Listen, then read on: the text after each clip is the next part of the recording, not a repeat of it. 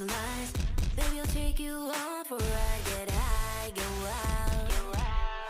Shut up and drive. Can we just shut up and drive? 한 손은 박스 바퀴 다른 손은 우리의 밤. We can talk for the night. Give me something to make me leave it all behind. My heart is racing for you on this road. 또 터져가 차분했던 너의 미소를 다시 번지고 in the night. Oh baby, can't you see? Oh my God, you know what? I'll just try. Oh my God, you know what? Like 우리 맨날 봐.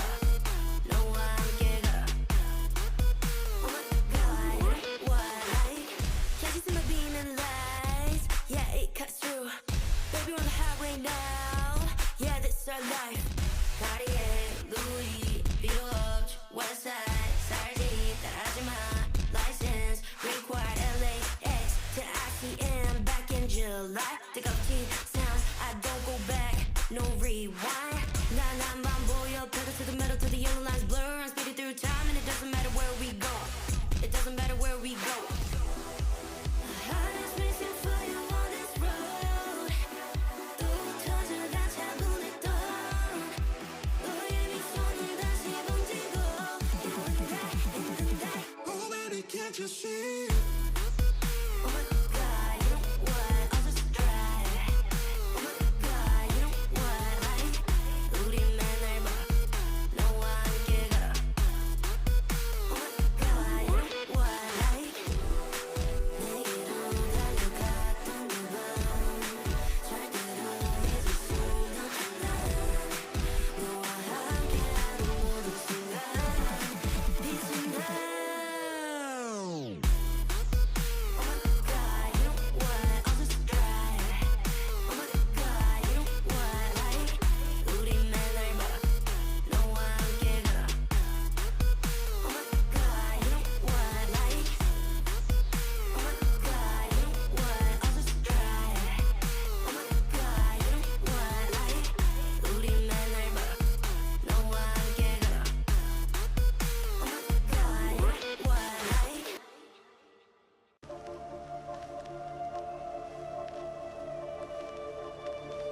with a big vibe and sound.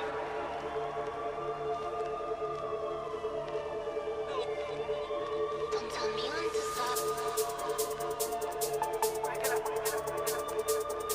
Good times to make your vibe get down, get down, get down, get down, get down, get down, get down, get down, get down, get down, get down, get down, get down, get down, get down.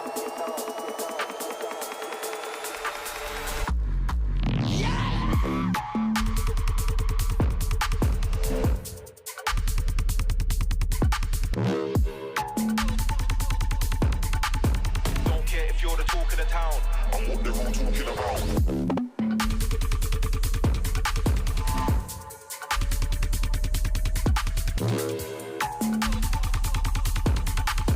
Good times to make your vibe get down.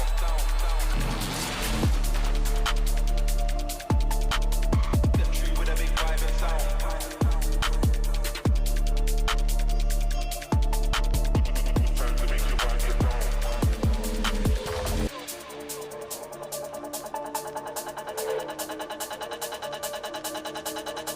Attack the dance floor, attack the dance floor, attack the dance floor, attack the dance floor, attack the dance floor, attack the dance floor, attack the dance floor like a bulldozer.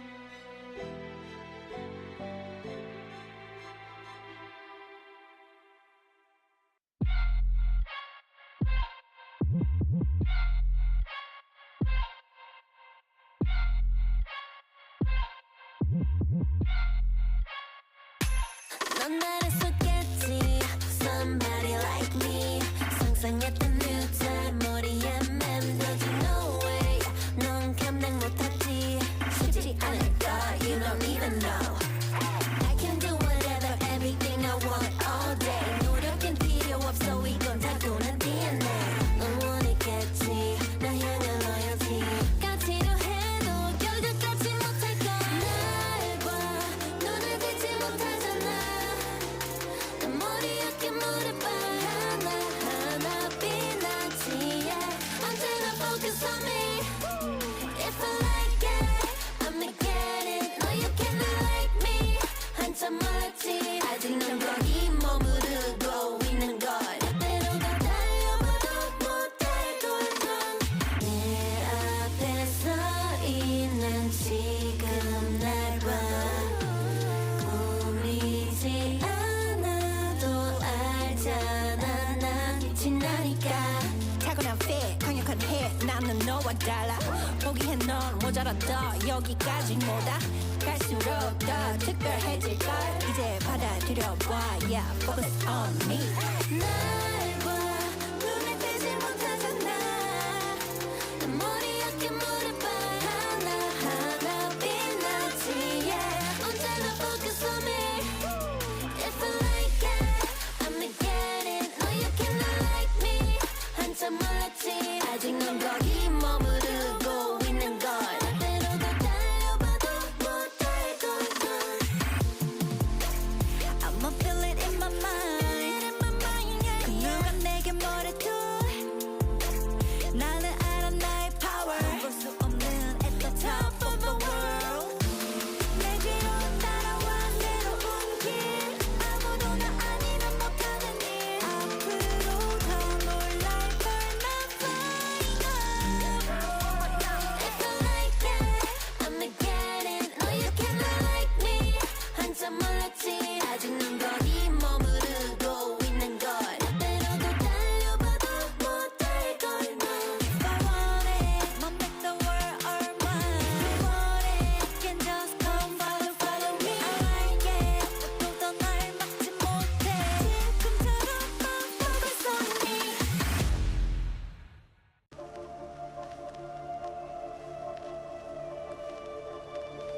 With a big vibe and sound.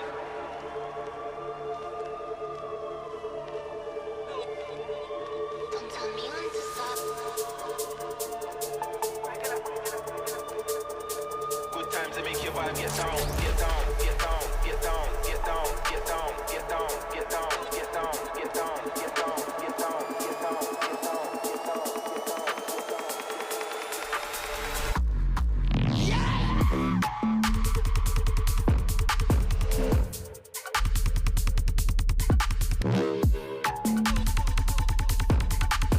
Don't care if you're the talk of the town. I'm what they're all talking about.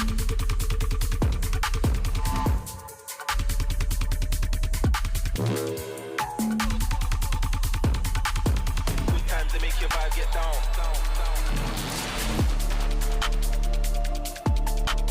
Step true with a big vibe and sound.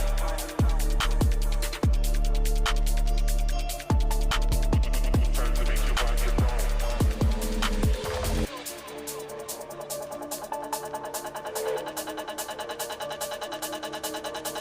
Attack the dance floor, attack the dance floor, attack the dance floor, attack the dance floor, attack the dance floor, attack the dance floor, attack the dance floor like a bulldozer.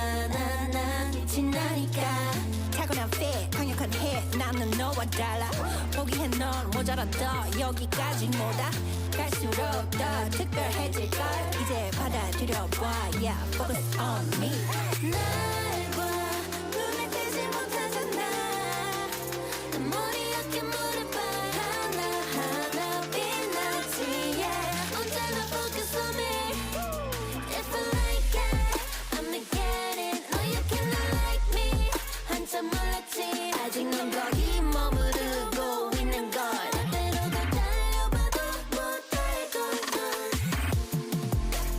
I'ma feel it in my mind 그 누가 내게 뭐래도 나는 알아 나의 power 볼 수 없는 at the top of the world 내 뒤로 따라와 새로운 길 아무도 나 아니면 못하는 일 앞으로 더 놀랄 걸 난 flying up If I like it, I'ma get it No, you cannot like me 한참 몰랐지 아직 넌 거기 머무르고 있는 걸 때로 더 달려봐도 못할 걸 If I want it, I'll make the world all mine If you want it, you can just come follow me I like it, 누구도 날 막지 못해 지금처럼만 focus on me Oh my god, you know what? I'll just drive. Oh my god, you know what? Like cruising through in the morning, windows down in the night. We know all the warnings. I just can't understand why we don't speak through the lines. Baby, I'll take you on for a ride. Get high, get wild. Shut up and drive. Can we just shut up and drive? 한 손은 박스 바퀴 다른 손은 우리의 밤. We can talk for the night. Give me something to make me leave it all behind. My heart is racing for you on this road 또 터져가 차분했던 너의 미소를 다시 번지고 Oh baby, can't you see? Oh my god, you know what? I'll just drive. Oh my god, you know what? Like 우리 맨날 봐. 너와 함께 가. Oh my god, you know what? Like can't you see my beaming lights? Yeah, it cuts through. Baby, we're on the highway now. Yeah, this is our life. Cartier, Louis, Beetle, West Side, 살지 따라하지 마. License required LAX to ICM back in July. 뜨겁지 sound, I don't go back, no rewind. 난 반 보여, pedal to the metal till the yellow lines blur. I'm speeding through time and it doesn't matter where we go. It doesn't matter where we go. My heart is racing for you on this road 또 터져가 차분했던 너의 미소를 다시 번지고 Oh baby, can't you see? Oh my god, you know what? I'll just drive. Oh my god, you know what? Like 우리 맨날 봐. 너와 함께 가. Oh my god, you know what? Like 내게로 달려갔던 그 밤 절대로 잊을 수 없는 너와 함께하는 모든 순간 빛이 나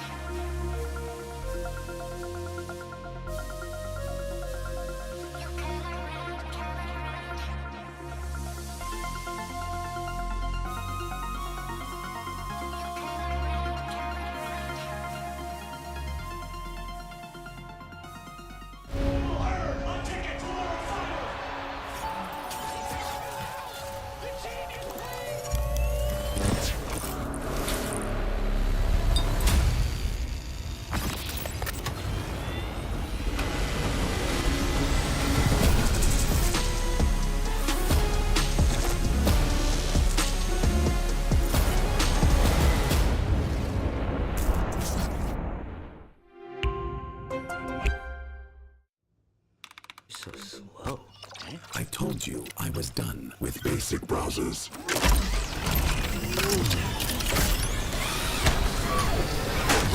Your setup wants Opera GX, and you're holding it back.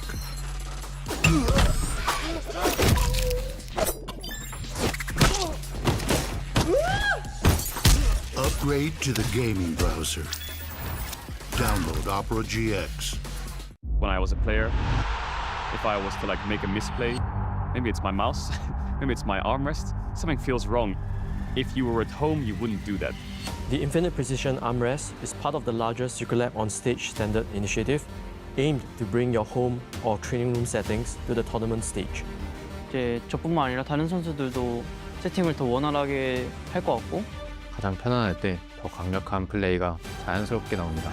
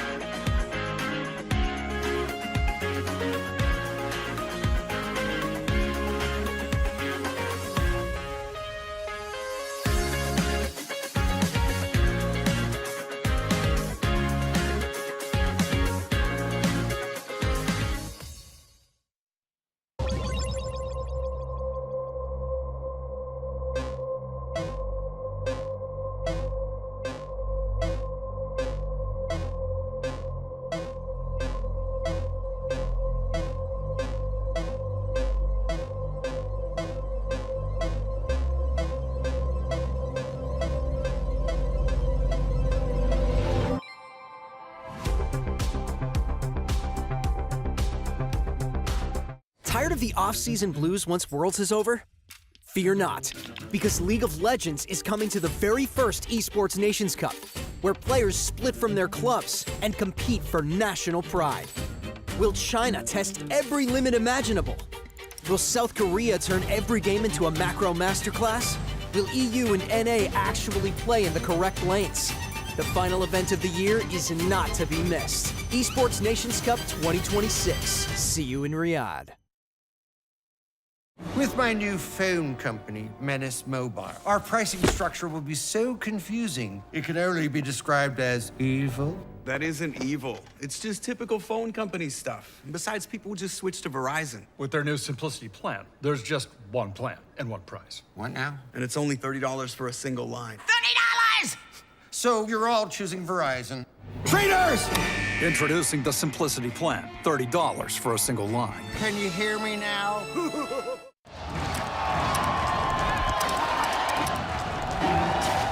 Red Bull gives you wings. Times like this are where star players shine and new legends step up, where legacies are built and dreams are either realized or ripped apart. He still doesn't die! You cannot step the faker and expect to live to talk about tomorrow! He dropped it well as the Arcane Storm doing so much work in Genji! They are just going to ace them! In esports, legendary moments demand speed, scale, and soul. Players and fans bring the heart. Technology brings it to life. Every frame, every stat, every decisive play. In partnership with League of Legends Esports, we're driving digital innovation that empowers the esports ecosystem to keep expanding. So players can focus on the game, and fans can focus on the moment.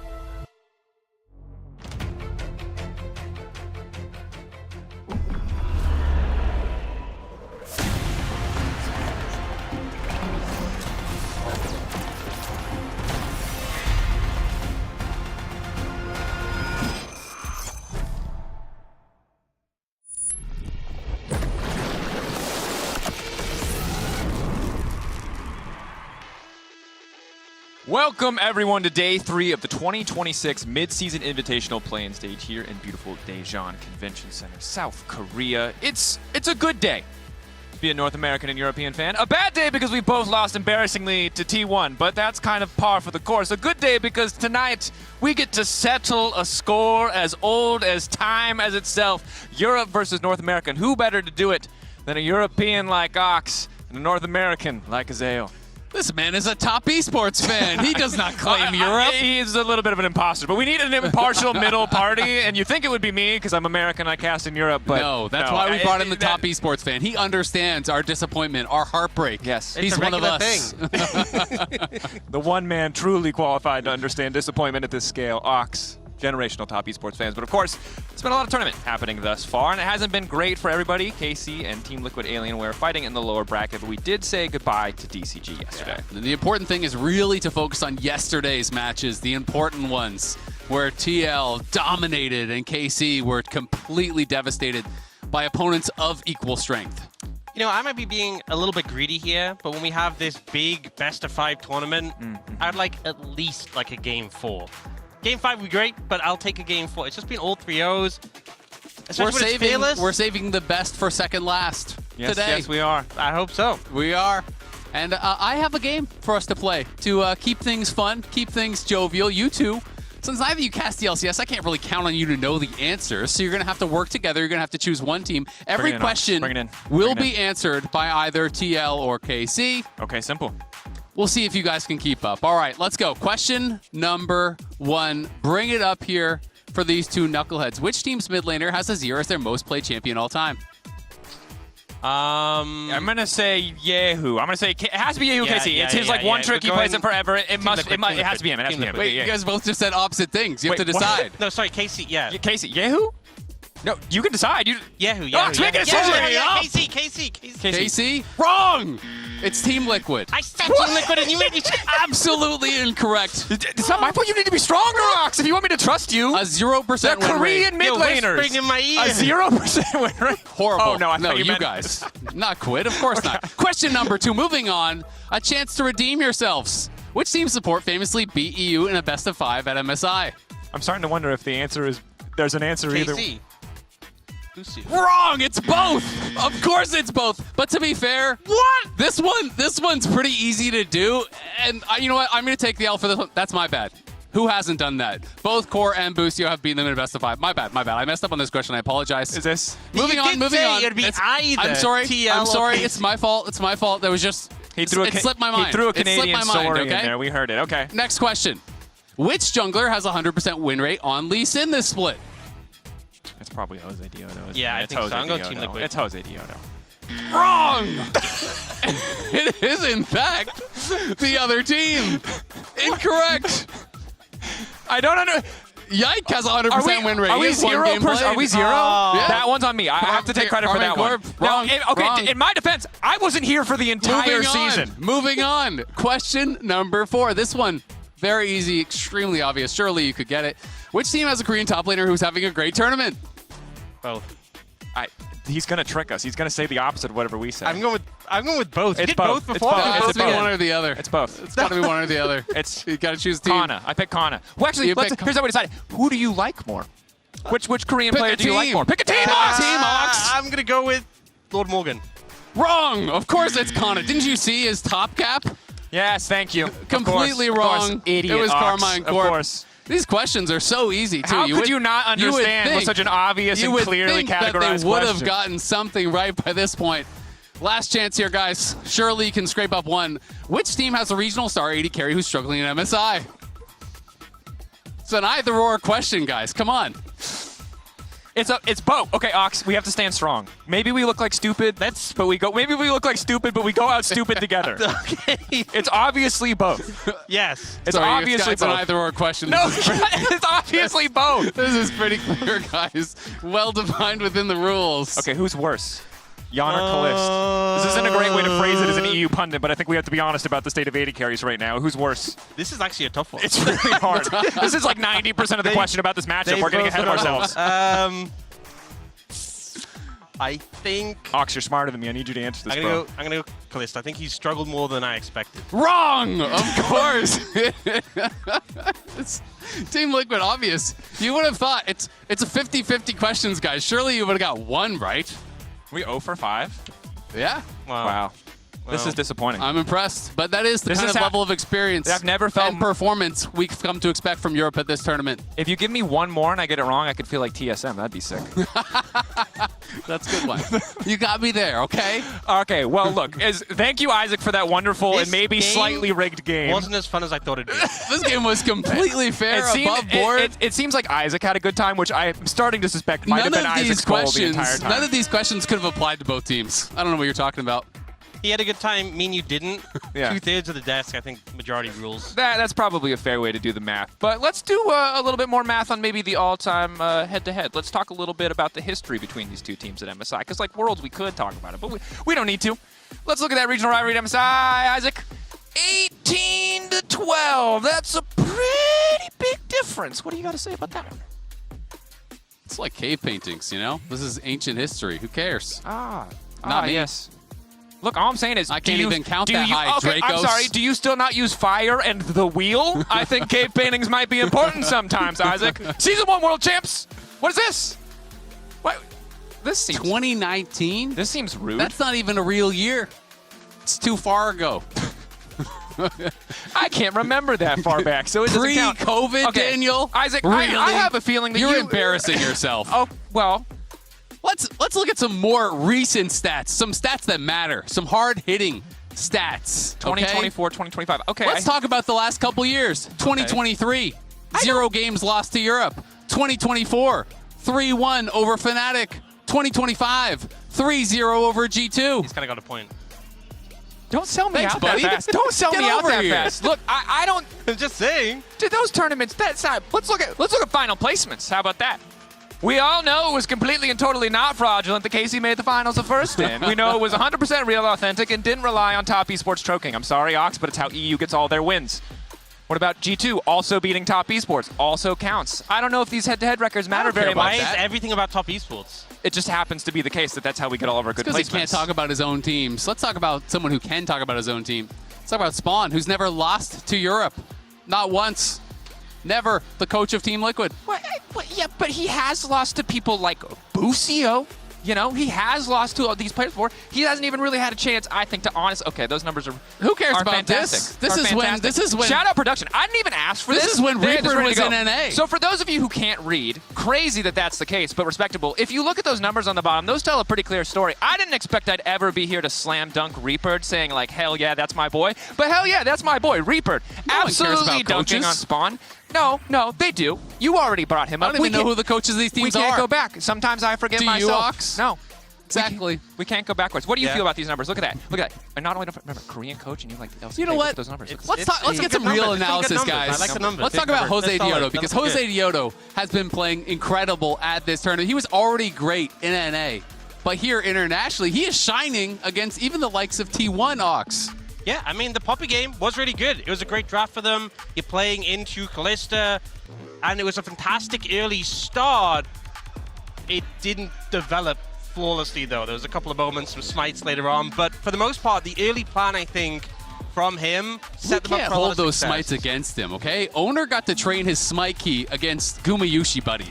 Yeah. That is tough. Yeah. And I gotta say, look, personal, emotional investment in this, it is very important to me aside. Jose Diodo has been looking good. And I feel like it is really all about jungle in this matchup. And that part of the map we already talked about once, not so positively, but we'll get there eventually. Instead, I just want to highlight, in general, how important both of these junglers have been to their respective teams. Jose Diodo certainly looking fantastic. But let's look at Yikes numbers. Some of them will be a little bit worse, but the important one I want to highlight is K+A at 14. This man getting things done on the map. Now, ultimately, did the game go awry? Yes, but it also did for TL. No one's getting one over on T1, and Yike building those massive individual leads gives me a lot of faith. Yeah, he had a lot of momentum in that game. I feel like both of these junglers, when they're doing well, the team follows and feeds off that success. Yeah. And when they've struggled in this tournament, it has been a bit tougher when Owner's been having fantastic games, but the early plans, I think, have given a lot of headway to them. I feel like both these guys are kind of the engines for the team, and when they're ahead, they love to invade, they love to snowball the game, they're pushing it forward, and I do think Yike deserves so much credit actually for KC's success so far this year. He's a player who has gotten a lot of hate, I think, internationally. But I think he is innocent. There will be times where Isaac and I see eye to eye on. Yeah. So you got to brace with. I think the other time we see eye to eye is bottom lane. We want some more. The 80 carry role. We would like to see more. I think both of us maybe a little underwhelmed by our respective representatives' performance so far, as are the fans, I think it's safe to say, because both these guys have been playing well under, I think, what their team needs if they want to upset a team like T1 or take a confident win against their opposition today. And I mean, the tough part is not that these are bad players. The tough part is that we have seen so much better from both of the players, and you come to expect much more, and they are really not having the kind of results that you would want. I mean, only one team gets out of play-ins. T1 is looking like the massive favorite, swept them both. You need more from either of these 80 carries if they're to stand a chance, if they can get past their opponent today. And T1's been so bot-centric, and Pays and Carrier have been so good. It's really hard, especially in the laning phase when they're just taking over the game on the back of that. But I feel like something that has been worrying is when we get to the later stages of the game, some pivotal mistakes when it comes to team fights, positioning errors, getting caught out. Those I'm more concerned about, because obviously falling behind against Pays Carrier, it's kind of expected for a lot of teams. But when it comes to the later stages, has been tough. Busio, though, when we look at him, on this Camille in particular, they let Carrier have Bard, and yet he was running the pace of the game in the mid game.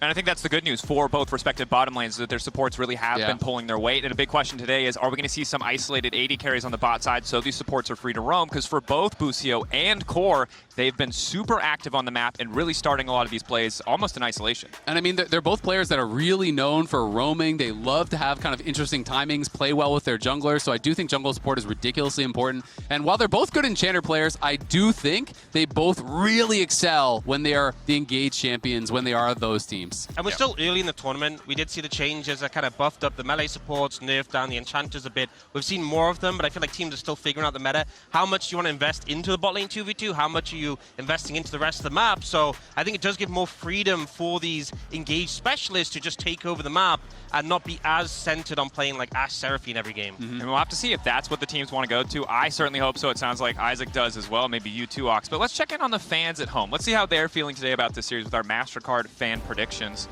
This time around, I want to see. What do we got here?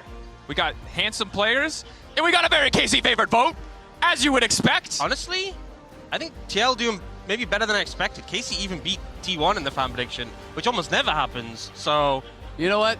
Shout out to all the NA fans staying up late, watching the games, voting for the predictions. Well, I think. But you already know what we're gonna say. Right? It's super true. Ox, I think we need something different from you, because sometimes on this desk it's a little balanced. We need to convince Switzerland. We need to convince Switzerland. We need you to get active on this one. Dracos, would you like to open the arguments? And I'm really sad the fans couldn't get their MasterCard fan predictions in before I showed this hard-hitting analysis. Let's take a look, because when we talk about history, we often forget that it's more than just League of Legends that has an effect on the game. You know what we forget about? Yeah, that's right, folks. The moon. Consider it. EU head-to-head during a full moon? Yes. 11-8. Easy. Your best moon phase, first quarter. Our best moon phase, last quarter. But when it comes to the full moon, we are absolutely dominant. Yahoo is a werewolf, canonically, in the fan fiction I wrote. Yike, born on a full moon. I think enough said. Dracos, you're embarrassing yourself. This is ridiculous. Let's bring up a real argument here. We need some serious analysis on the desk to round this out. So what I have done is I've gone through every tier 1 player and I have ranked their win rate based on their zodiac star signs. Then we assign the star sign to the corresponding birth date of each of the players. Now we have clearly ranked the teams based on where they rank based on their zodiac signs. So TLAW clearly going to be winning today with a 4.6 average here in the zodiac sign. Well, KC has a paltry 6, and they're only being improved by Busio. Oh, Isaac. Oh, Isaac. Of course, you wanted to go to the stars? Oh, I took the moon. We have to go higher. I have to go to the cards. You know what I did last night in beautiful Daejeon? I went and got a tarot reading. Ridiculous. The lady who did it, incredible. You know what card she drew for me when I said one reliable. card? I need one card to show me what the win will be, what the result will be. Boom, the tower, destruction, upheaval. You know what that means for Spawn and his precious win rate? I'm not 100% sure she said the answer in Korean, but I'm pretty sure it's a very good sign, Isaac. This is ridiculous. Ox, what do you think? Ox, who's going to win? It's obviously going to be Team Liquid. You have to trust the cards, They've been Ox. winning Ox, every please. single time, You're Ox. European. We You need to do this. Come on.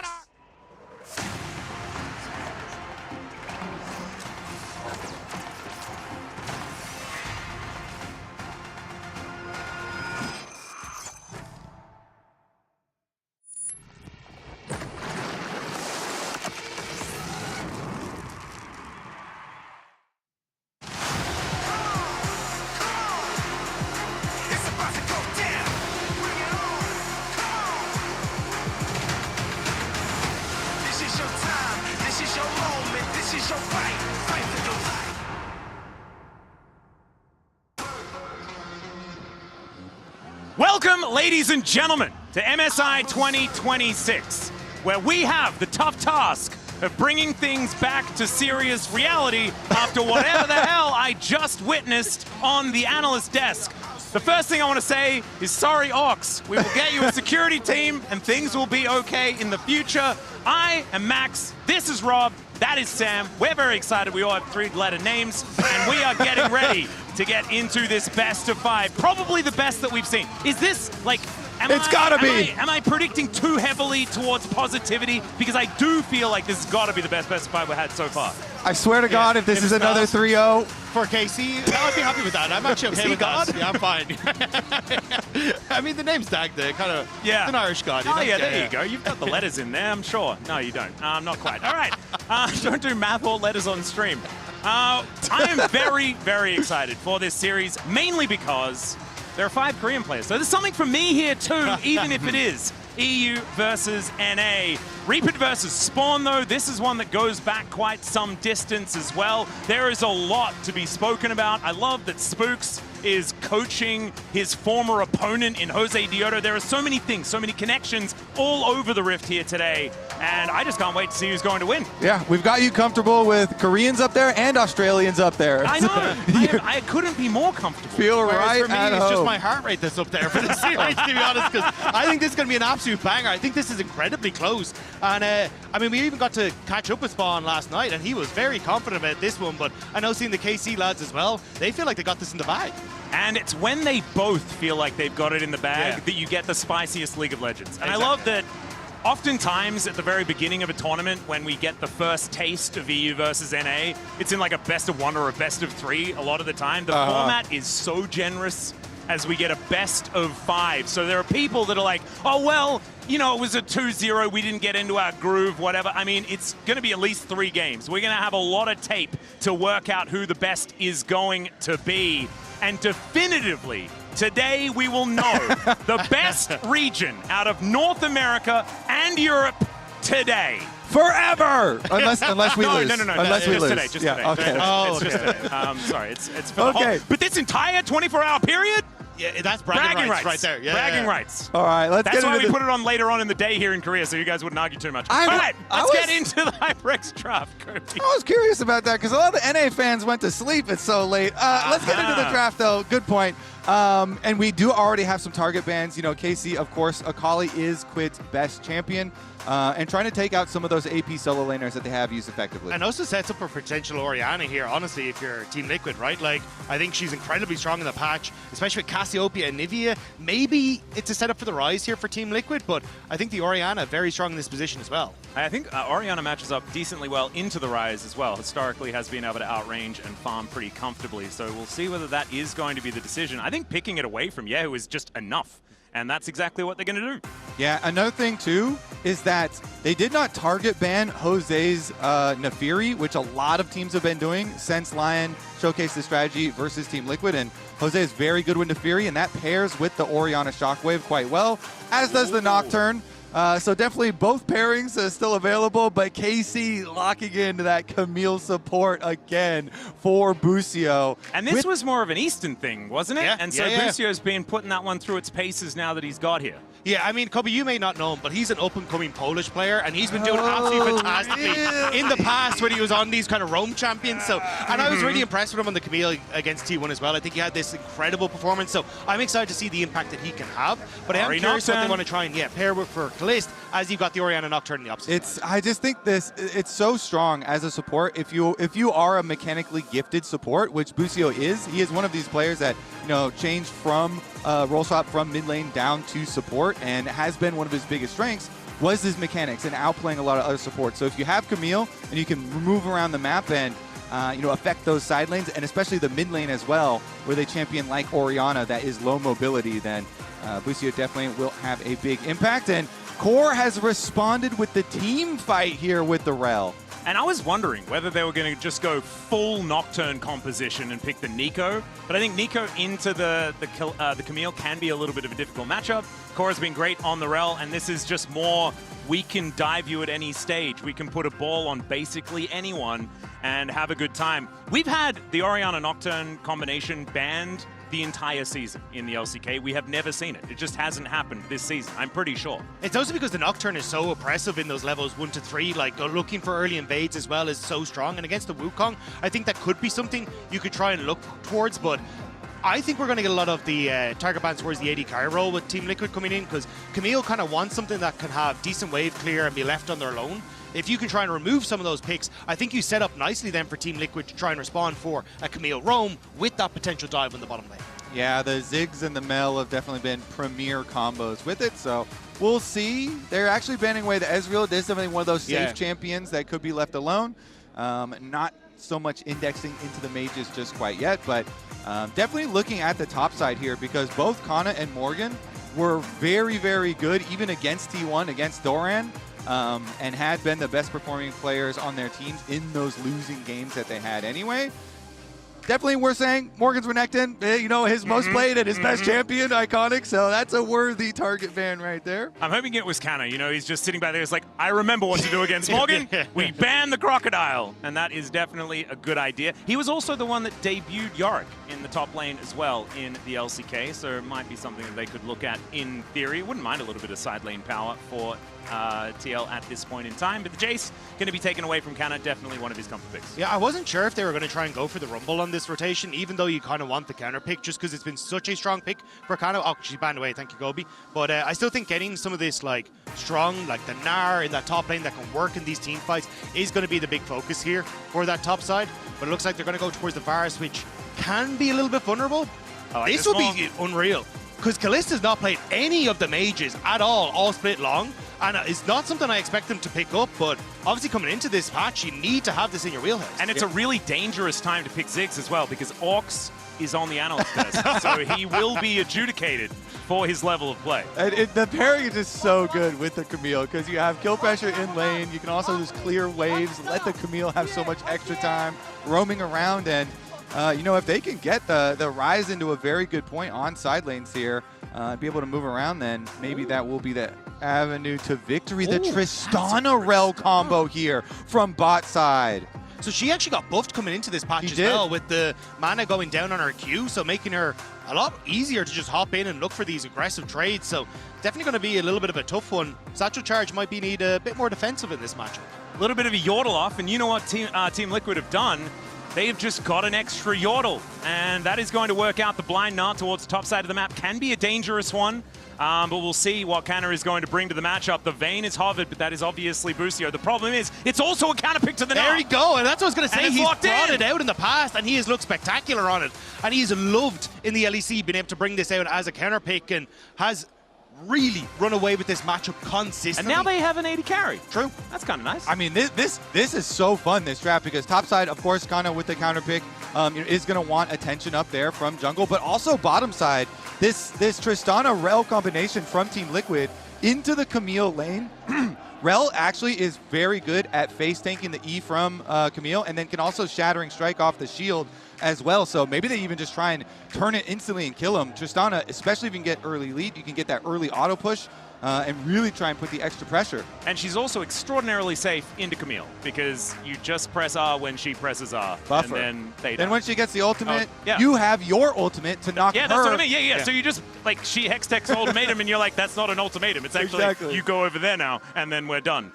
So I really like that choice. Definitely going to, like, this reminds me of the old Tristana Alistair lanes. You know, if we're thinking back to League Classic that has recently come into our forefront, like, that was an old kill lane. And Rel Tristana kind of works in a similar way. We'll see whether they go for, like, the weird level 3s or anything like that. Yeah, I'm really curious to see how Kalist tries to play this, because I think your Busio, I don't even want to be in the lane. I want to, like, move towards mid and look against that Orianna. I want to try and capitalize on the advantages that have been gained for this Vayne in the top lane. So does that then lead to, hey, we're going to try and dive Ziggs repeatedly? Or is it just a case of, hey, Core JJ is trying to match some of those roams? We'll see how it goes as we are onto the Rift for game number 1 of this best of 5. Fighting for a chance to take on T1 for a spot at the main stage. As already, we have a little bit of aggression. Great hook shot to come out from Busio here to get Morgan down to 50%, but he will be able to get out whilst retaining his flash. They've also got wards now on both of those bushes in the top lane, so nowhere really safe for Morgan, even if he does teleport back in here. So already, a lot invested. Yeah, and Busio's going to keep investing his time. You see him going through the jungle at the moment. He's going to pass over the ward, so they're finally going to get that vision. But Morgan is 50% HP on the top side. He decided he's not going to go back and waste his summoner spell cooldown with the teleport. He's just going to chug his potion and try to stay here, but Kana can continue to punish. And the trade-off, right, is that Kalist cannot farm. It is only one wave that he's lost so far, but Morgan very, very close to death and will now be going home. It's also support role quest as well, because we do live in the world with the quests, and so Busio did spend a lot of time out of lane for the very beginning, but it has had a huge impact already on this top lane. Now it's going to start slow pushing here towards him. Morgan should be able to collect all right. Yeah, I'm curious what the answer is here for KC, though. Like, especially now that you have push in mid. We saw in game 1 against T1, Yike wanted to try and go for some sort of invade, but without having the support of your bottom lane, could be a little bit risky. So we'll have to see if they want to try and still capitalize on this push for Yehu, because he's got good control here. Well, having a look now, mid lane is under KC's control for the minute. And KoreJJ going to crash towards Busio here. Still level 1, just trying to utilize that level advantage that TLAW do have towards this bottom side. And Yon just going to be shooting things. The good thing about the Tristana in this matchup as well is that you can somewhat match the wave clear of the Ziggs with the explosive shot. As you get that one leveled up, you will be able to just blow up these minions over and over again. It's going to feel a little bit better. So Yehu went for the early reset there to pick up his tier, which is great because he's opted into the Ghost instead of going for that teleport. So having him be able to reset and buy that timer is going to be super nice. And now as we start to look towards like a potential push out of mid, it's going to be that bot lane scuttle that will be the action. All right, we got to get all the fans in on this. You know, it's North America versus Europe here. Vote now in chat. Who's going to take it? You know, the timing is not that great for North American fans. Already making excuses, Kobe. Already making excuses. But vote from your sleep. KC's a really small fan base, so I think they'll probably even out on that one. Yeah. I have a feeling you might win this. Yeah, I heard it's called the blue fence, isn't it? You know, not the blue. Okay, Canna is in a lot of trouble here towards the top side. First blood for the Lord Morgan as the Gnar will take down the Vayne in the counter matchup. Okay, now vote. I know some of you voted a little early there. Maybe you want to switch the votes. Oh, Lord Morgan, let's go. I don't know what happened up there. Canna died. Yeah, thank you for that. But you're welcome. We'll get a replay here because he had the exhaust. Just looks like he didn't respect Morgan being able to jump in on top of him. Oh, tumbled in. He tumbled in. Huh? Kana, that was not it. And the exhaust was incredibly late as well, so the boulder hit for full damage. Yeah, good punish from Morgan on that one. His bot lane, here we go. Yep, crash down just to try and get Yehu out of here. He does want to try and take on KoreJJ. Will get him down very, very low, but they keep themselves alive. This is a great start for TL. Yeah, really good start as they actually try and look for an invade on towards this top side as well. Both crabs were taken by Yike, so they want to try and get something back for Jose Diodo here. Well, Yike is now just going to be pushed away, Quid, with the right to roam, given the fact that the Rise was moving down. Nice little distortion for a bit of extra damage towards this monkey, and it will be a successful steal away. And so I do really feel like games that are a bit chaotic within the lanes really help Nocturne compositions who just want to get around and get stuff done. And TL won. How did this happen? I think Morgan is. We're going to thank Morgan. I thank Morgan every day. It's a 9 a.m. start. All the people are in work. But it really does help out so much for Gnar to have that recovery from the start that Busio actually affecting that lane so heavily. I mean, Kana helped him with the tumble in there, but such a better spot now for Morgan looking at the side lanes later on. And it just shows that it is a difficult matchup to play out, even if it is considered one that's very, very difficult. I think that you still need to play it incredibly well to make the Vayne work. And it has been Kana traditionally playing this matchup very well. Like, he wouldn't tumble in. He's been very good at, like, positioning around where the Gnar can try and find those advantages. But a massive misstep is making things significantly easier for Morgan, as Kobe was saying, in this matchup. And alleviates a lot of pressure now for, hey, how do you try and play around the map as Busio? Because you're not actually getting that full control on the top side anymore. And like we said, Morgan and Kana both had very good, starts to the tournament. But here is that all-time, matchup between the two from the LCK. And let's take a look at bottom side, actually, really quickly. Yeah, Busio and Yike making their way in here as KoreJJ trying to dodge out of the way here as the crash down doesn't quite work. Does need to flash to get himself out of the way. But that Aftershock putting in work here to make sure he stays alive. Good flash from KoreJJ, just about able to step away. Still, you're getting river control here for KC. I think it's just for Scuttle Crab. I don't think you really want to start up this Dragon quite yet. Level 6 available potentially as Yike does look for it. So the classic battle for the Crab coming on through as Yehu was considering a back, but does cancel it here as Jose does move his way over.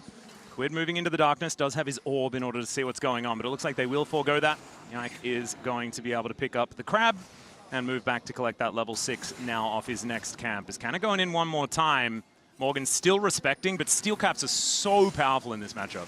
Yeah, certainly are. And KC, even though they're able to get the level 6, they don't want to go for the Dragon because they want to protect all their top camps here. They have 3 top camps, so they don't want to leave it open for a top side play there for Team Liquid. So both Busio roams up through mid, and Yike crosses back over to protect his camps and make sure he's going to get his level 6. With those 3 camps taken, though, it looks like KC might try and set up for some sort of play on the top side. Busio already roaming. You do have blue buff spawning for Jose Deodo, though, so he should be on top end. And look at this full swap here. They're actually sending Tristana up to the top side, too, for Team Liquid. So they're doing the lane swap. Meanwhile, Ziggs left in the bottom lane there, does not have teleport. All right, they're going to replace the Yordles, moving Morgan down towards that bottom side as we can see, as now you've got the Cyclone coming on through. KoreJJ will be able to crash over the wall, but Busio gets in there and takes down the Rel. Wrong place, wrong time for the TL support. KC make the play happen before Team Liquid can really mount the defense, catching KoreJJ as he's trying to get the vision, and it's a quick punch back into the face. They thought they had so much safety because everybody was up around there with Morgan recalling in the brush and Nocturne ultimate ready, but Core just gets bursted so quickly. They don't want to play into the losing skirmish already, so KC get one back, and we're right back to even. It is entirely square between the two teams at the moment. Exactly what we wanted for this game number 1. E versus NA. TL desperately trying to get to that rematch with T1, but so are KC. Would I say technically NA has 2 kills because Busio is the one who got the kill? No, he's Polish. He's Polish, remember? Yeah. In the same way, it's Jose Pion now. All right, Morgan could be in a little bit of trouble. Does hit Mega at exactly the right time, though, for the defense, grabbing that extra health as the Dragon is going to be begun here by KC. TL, with their control of the waves, have been able to get to a slight gold advantage, and Jose is on these grubs, able to take them down as well.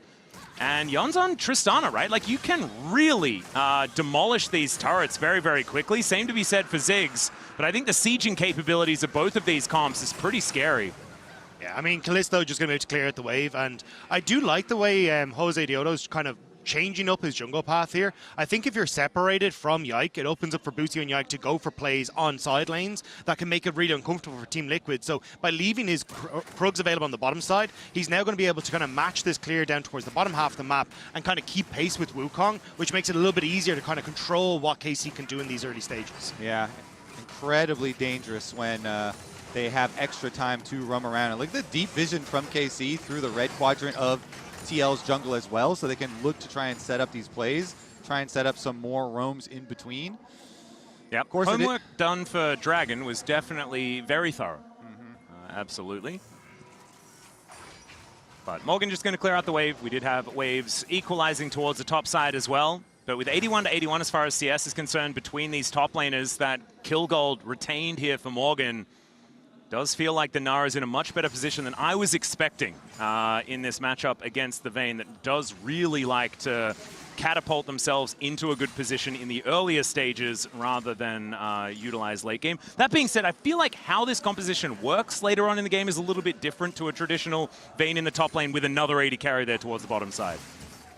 Yeah, trying to have so much pressure on all 3 lanes. You show one person each lane and then have 2 junglers basically, with Busio also always hovering around. It looks like they've decided top lane where Yon is going to be the target. Now, Yike does have his ult back. Yeah, only level 5 for Busio as there's a rocket jump in, flashes away immediately, And the Hextech sweep does come on down. Yon does have Buster Shot, gets rid of the Vayne, and there's the barrier, but it's not going to be enough. Yike able to lock down that kill. JJ a little bit late. The paranoia comes in though as Morgan gets in. The Meganar is a little late as he's looking for more. Busio was the guaranteed kill, but he does not actually go for it. Went for the big one, and that's going to let them all live apart from Busio, who will be caught by the very edge of the shockwave. That could have gone so much worse for KC, though. As the Avengers assembled, they just about managed to scurry away from that. It'll only be Busio who has to give his life. And in the end, they've got a Zigzag just pushing bottom lane there. Kalist, there's 2 turret plates off of that bottom side turret now. Jose is continuing through the top side jungle invade, though. Yeah, looking for Yike here. We'll be able to push him away from this inner turret, buy some more space for Morgan as well to possibly get another plate. But Busio back out onto the map. Core is going to show up here as well. Still level 5 for both of our supports. Core JJ very, very close to getting that Magnet Storm available. If they can find a fight with support ultimate advantage, that could be a big deal. But nothing really coming up and available within that time, which is going to be quite a slight window as Core JJ will be able to hit that ultimate now.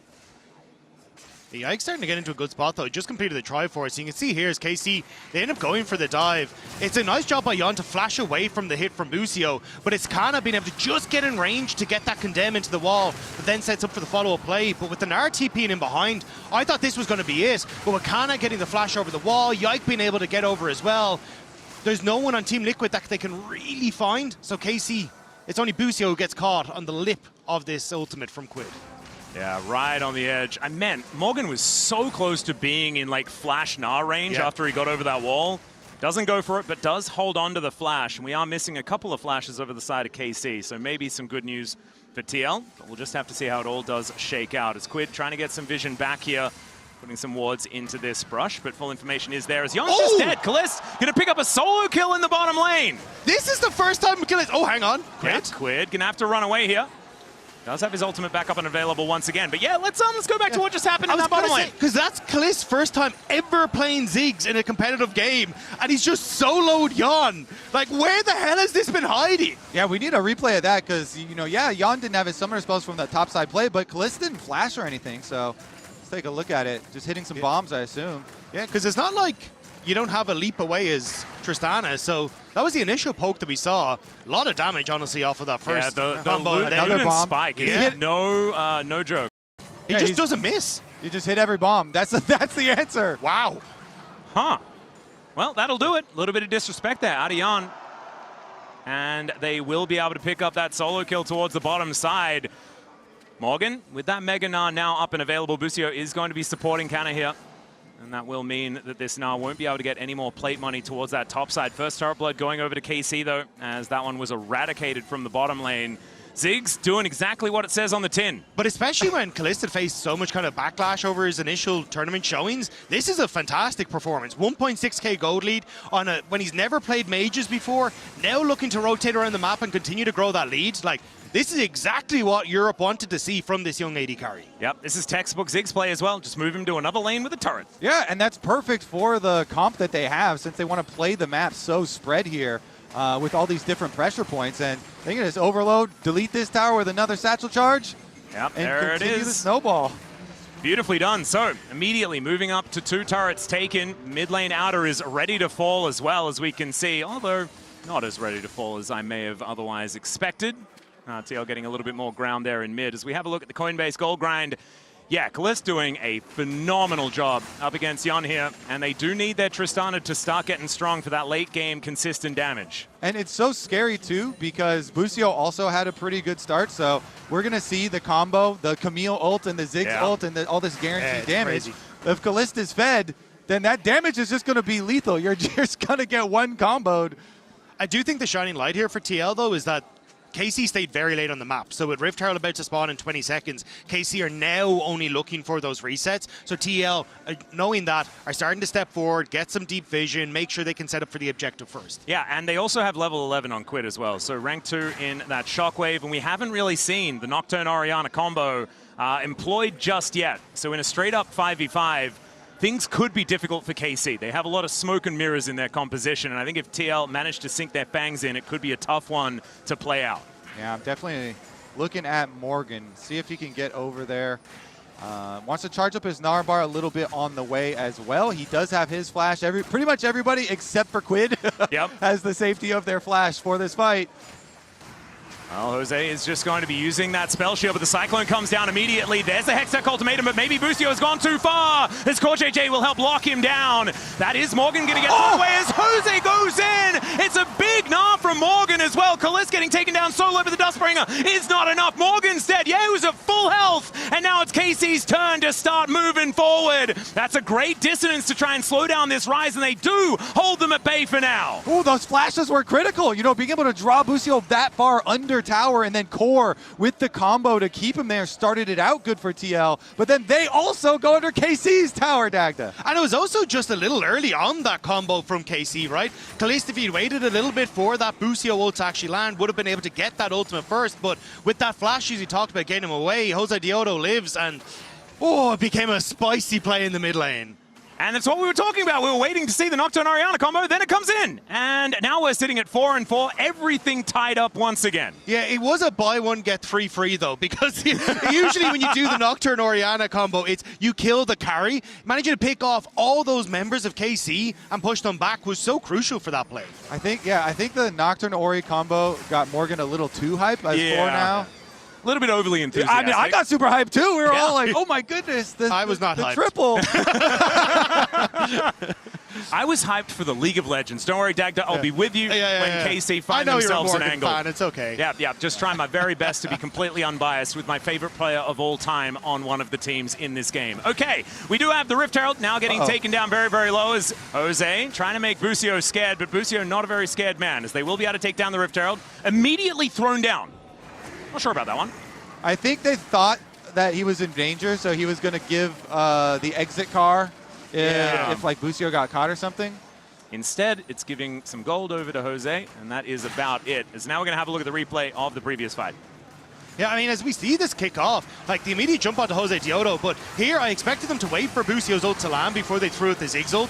And then as you called it, Kobe, flashing under the tower, mines just buy a bit of space. But I think it's Morgan with this combo that ends up setting up really well. Yeah, so Jose gets the triple shockwave. We all got hyped, and then Morgan does the bounce in and then flashes over. And so he just dies under tower, doesn't get them. And, you know, everybody having flashes had the big difference, right? I did, it was the Morgan ult that looked a little wonky to me. I thought he'd hit a couple of members, but just couldn't connect. Yeah, no Kana flash now, no Kalis flash now, no Yike flash now after that because of it. And so the summoner spells being traded have to keep on, these cooldowns here slightly more, effective now for TL, you would think, with Yon having the double summoner spells, both their main carries. Yeah, both Ari and the Tristana having summoners available for a Drake that's spawning in 30 seconds time. I think could be a big deal fighting for Double Dragon here on both sides. Yeah, I do think an early stop-off, kind of third item here for Kalist and Yehu, getting that Seeker's arm guard is going to be really crucial. Just nullifying the amount of targets that Team Liquid have for this Nocturne Orianna combo is going to be big. It kind of just leaves Khan out in the open, but look, he's going to have to take one for the team. Right now, too, they're going to have to answer the split push. Look at KC. They've got both sides pushing in here with the Vayne Rise. And so TL going to send Morgan up here, drop the cannon. Yeah, one answer is at least there. Not going to be taking down that Crystalline Overgrowth just yet, as Morgan does set himself up to take out at least that wave. We do have Minion Wave pretty close to TL's front door as well on that bottom side of the map. As KC going to utilize this pressure in the side lanes to try and take down this dragon. Has been started up already. Not a lot of vision available for TL. Morgan also doesn't have TP. He used it to get to the Rift Herald play. So KC, realizing that it was Morgan who went topside, are going to be the ones to take it. But now might be Khan in trouble. Yeah. Paranoia going to come in immediately, and now Jose should be able to make this a very scared Vayne, and Morgan just going to pick that one up with a cheeky auto attack after Jose did all the work. Yeah, nice move here from TL. They make that the call pretty early. Hey, we're not going to be able to get this dragon, so just keep on pushing topside, and we'll look. If Khan is still there, then we'll pop the ultimate, and they do. They get side of him. So that Jose is able to connect with the Nocturne ultimate and grab that one, even though they did have that top lane summoner spell advantage. And gentlemen, there was like a 1.6k gold advantage for Kalist. Where has it gone? I'm into the dirt. genuinely curious. I don't know where it went. Yeah, I think Ayana did have the calls, so partly that's probably it. And then picking up some of the turrets as well. But yeah, it's just been Team Liquid managing to play on side lanes well and picking off some of the members that have been straggling for KC.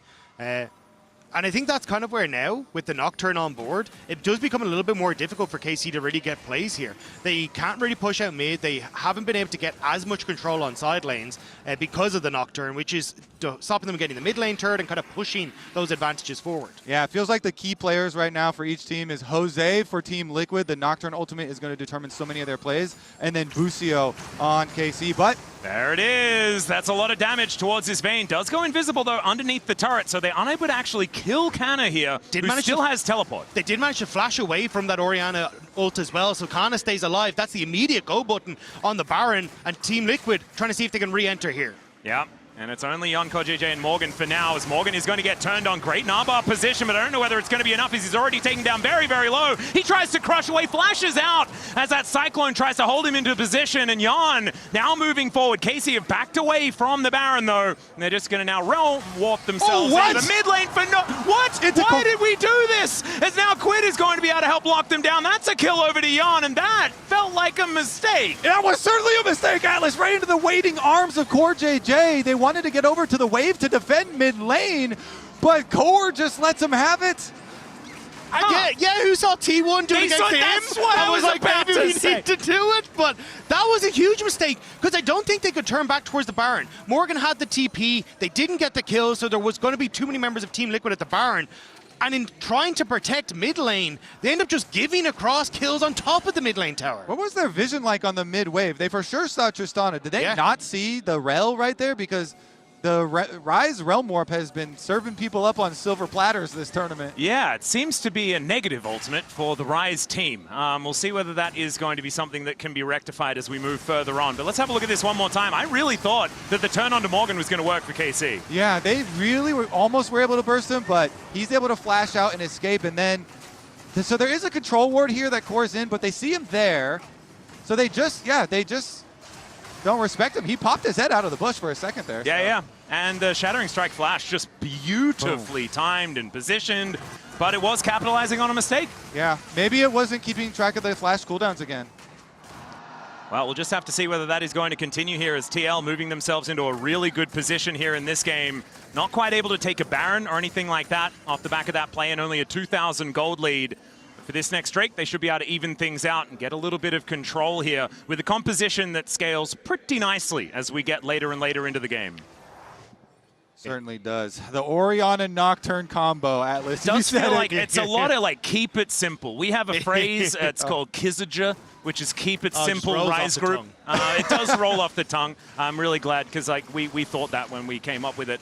And it just means that just build compositions that are easy to execute, make them work. You can focus on fundamentals. You don't need to worry about how the team fights are going to work. And this is Kizija to a T. Yeah, it's and there's beautiful. There's so many good targets to use your combo on. Yeah. So lots of squishy available targets for them to try and burst. The Seeker's Arm Guard was bought on reset by the Ziggs, though. So Kalist is kind of taken away as one of those targets. That ward doing work here to spot out where Team Liquid is. Yeah, but KC not exactly in position. They do spot that ward out, though, and they are going to back away from the Baron. Yeah, it's Yehu has the Realm Warp, though, and he's been playing heavily on this bottom side, so I think Team Liquid are hoping they could get that cooldown out of Yehu, but with 20 seconds now until Dragon, this becomes I don't know. The cooldown has been working very well within team fights for Team fair. Liquid so far, so maybe they don't want to get that one out. Yeah, let's see, too. Can they protect Orianna? Because Quid has been doing a lot of work here, and now he's set up for another possible combo with Jose. Little flank around possibility from Yike. He's kind of... Since they had pushed on bottom side really heavily, maybe he was thinking we approach this Dragon from bottom side instead of mid. TL are going to get the mid prow themselves. They're going to push it that way and enter from top. Yeah, I feel like KC's control of the Drake so far this game, though, have been pretty fantastic as Busio goes in. I don't know about that one. He's just dead. Wasn't able to click any buttons onto anyone and just goes down. And now KC just have to scatter. They'll have to give up this Dragon. And can TL take even more?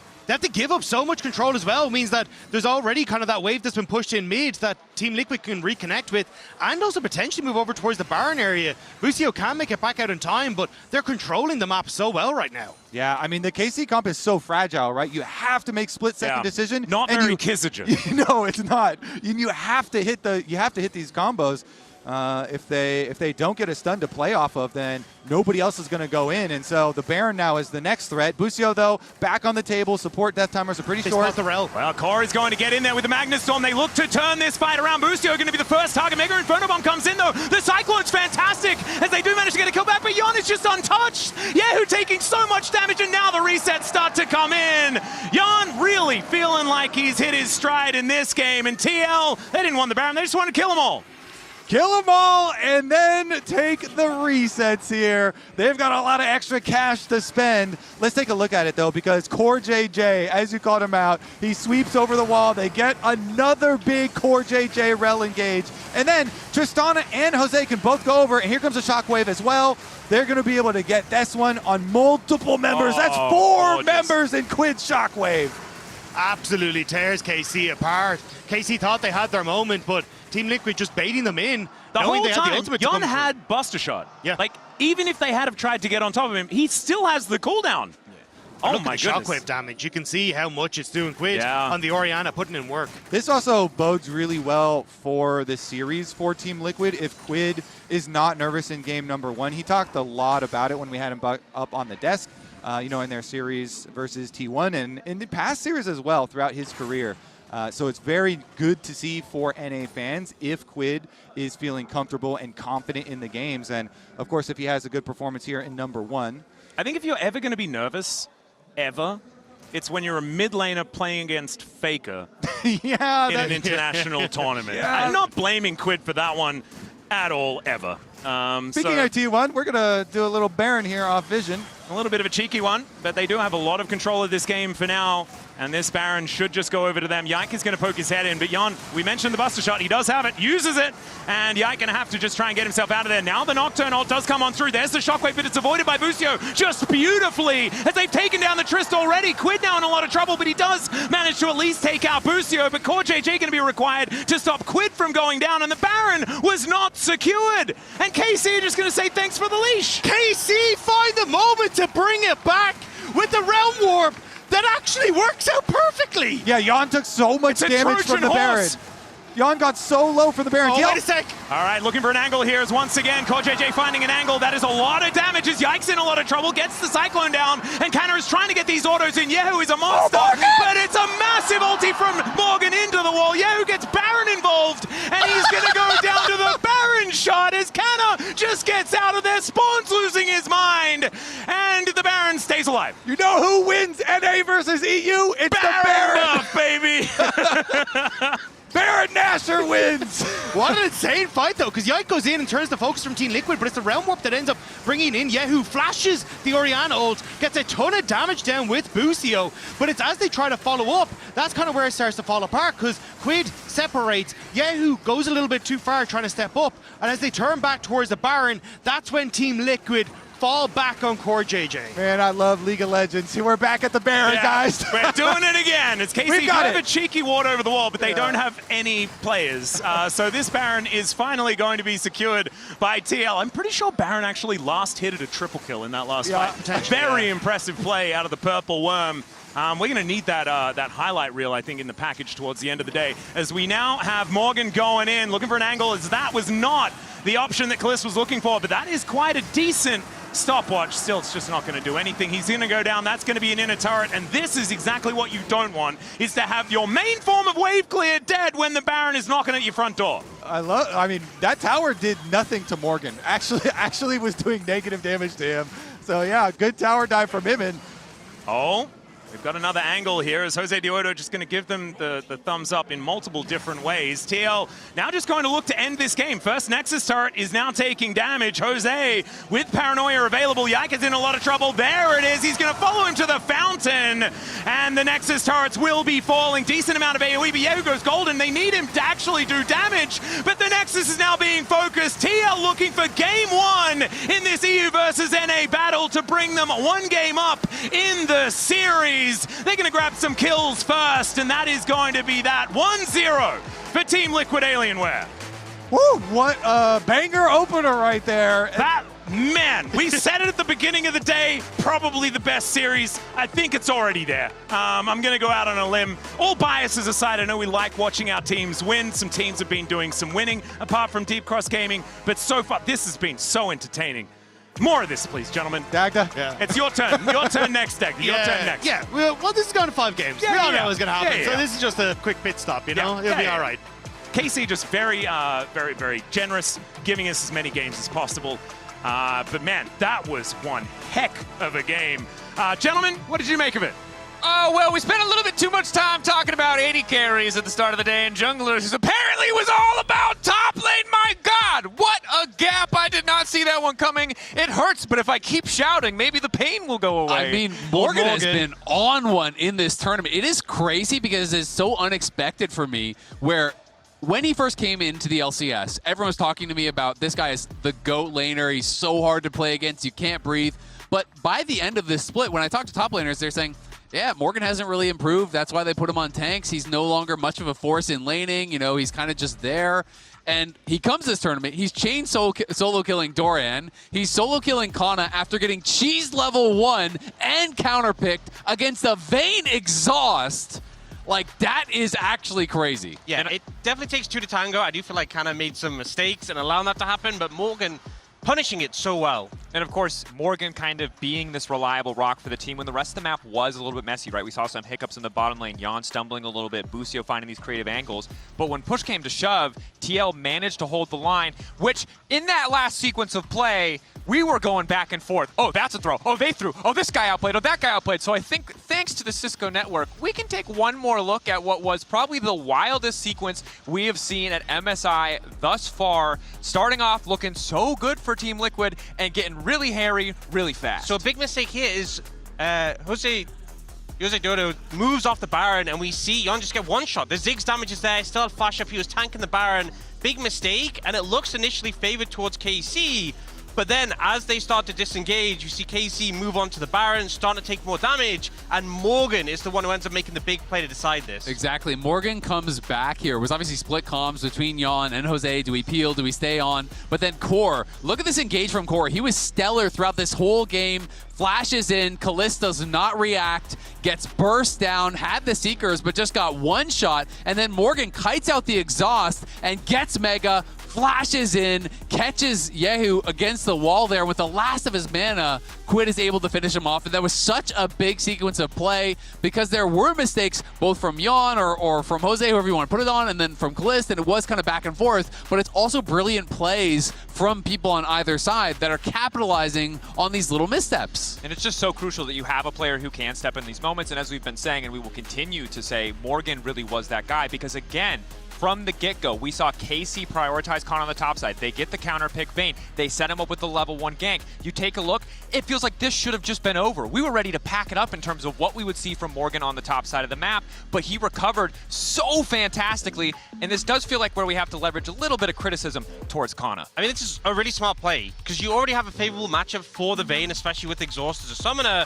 Morgan has to start the hop as well to get away from this, already low HP, and he doesn't reset here, decides he doesn't have enough time and actually moves back in the lane, so he's at a massive disadvantage, and then... Exactly, and this, honestly, Kana does almost every stage of this wrong. You roll into the Gnar with Wallop. Then the exhaust comes out after the boulder toss is already hit. Then he uses the condemn. He still has flash, doesn't flash either of the Wallops. Gets hit by another boulder toss, goes down without even using the flash. And yeah, this is really beautiful from Morgan, but Kana played every aspect of that 1v1 wrong, and when your team is giving you draft resources, level 1 resources, you can't make those kind of mistakes. Yeah, because we so often see, you know, Camille plus Ziggs, Camille plus Mel have a really strong level 1 on the back of the Ignite and the Camille. They sacrificed that bot lane to put that attention top, and then he was just ultimately irresponsible with that lead. And ultimately, while both teams had individual members that made mistakes, it's TL that walk away rightfully so with the win. We didn't even get to talk about mid lane, but the Nocturne Orianna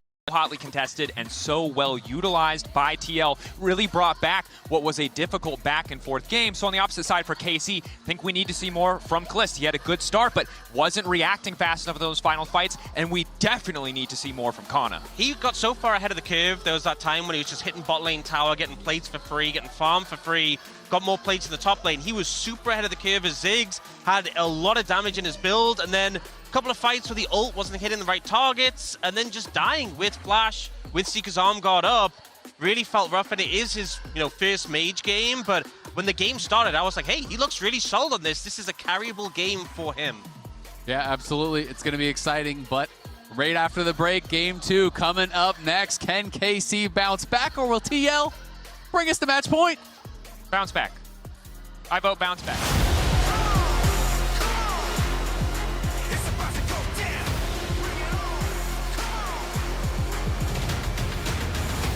This is your time, this is your moment, this is your fight. Fight for your life.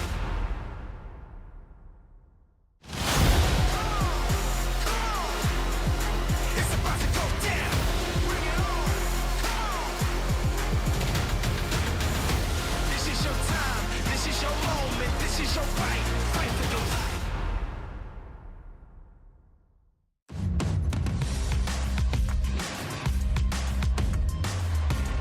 Tired of the off-season blues once Worlds is over?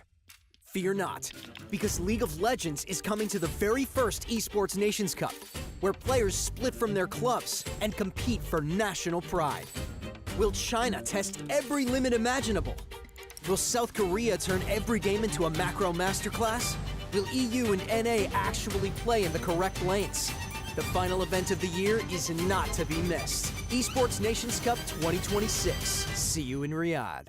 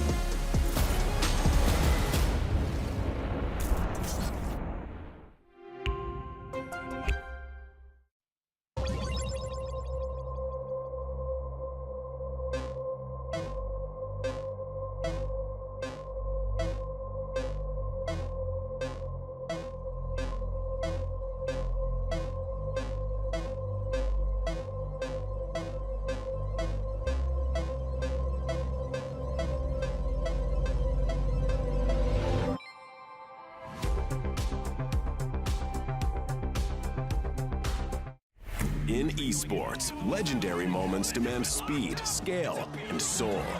Players and fans bring the heart. Technology brings it to life.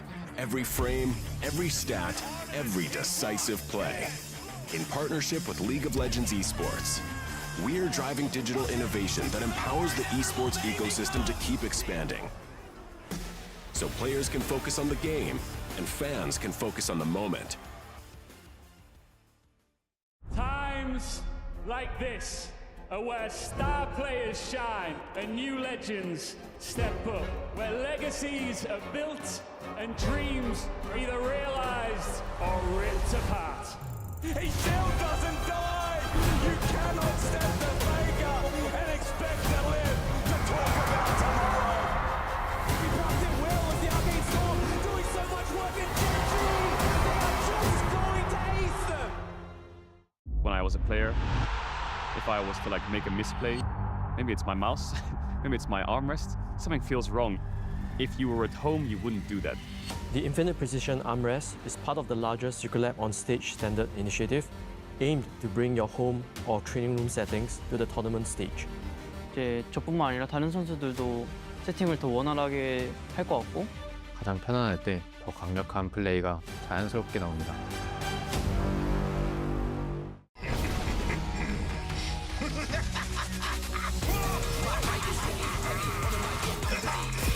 Center stage.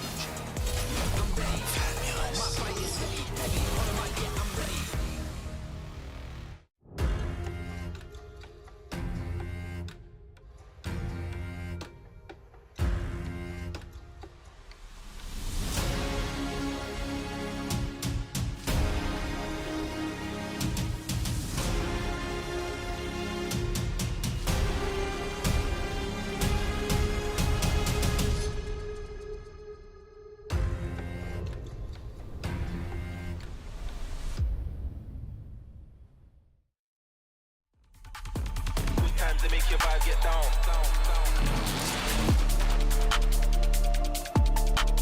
Step true with a big vibe and sound.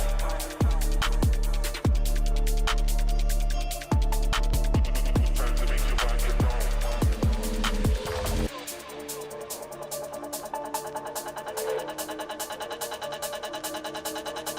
Attack the dance floor, attack the dance floor, attack the dance floor, attack the dance floor, attack the dance floor, attack the dance floor, attack the dance floor like a bulldozer.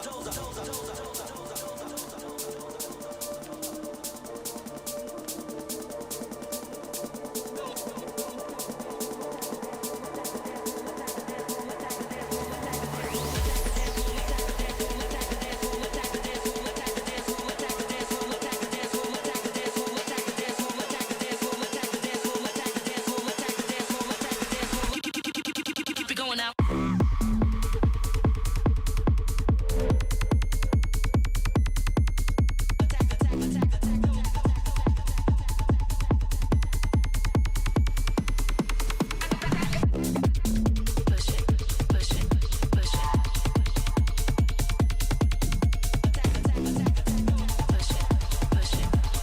Don't care if you're the talk of the town. I'm what they're all talking about.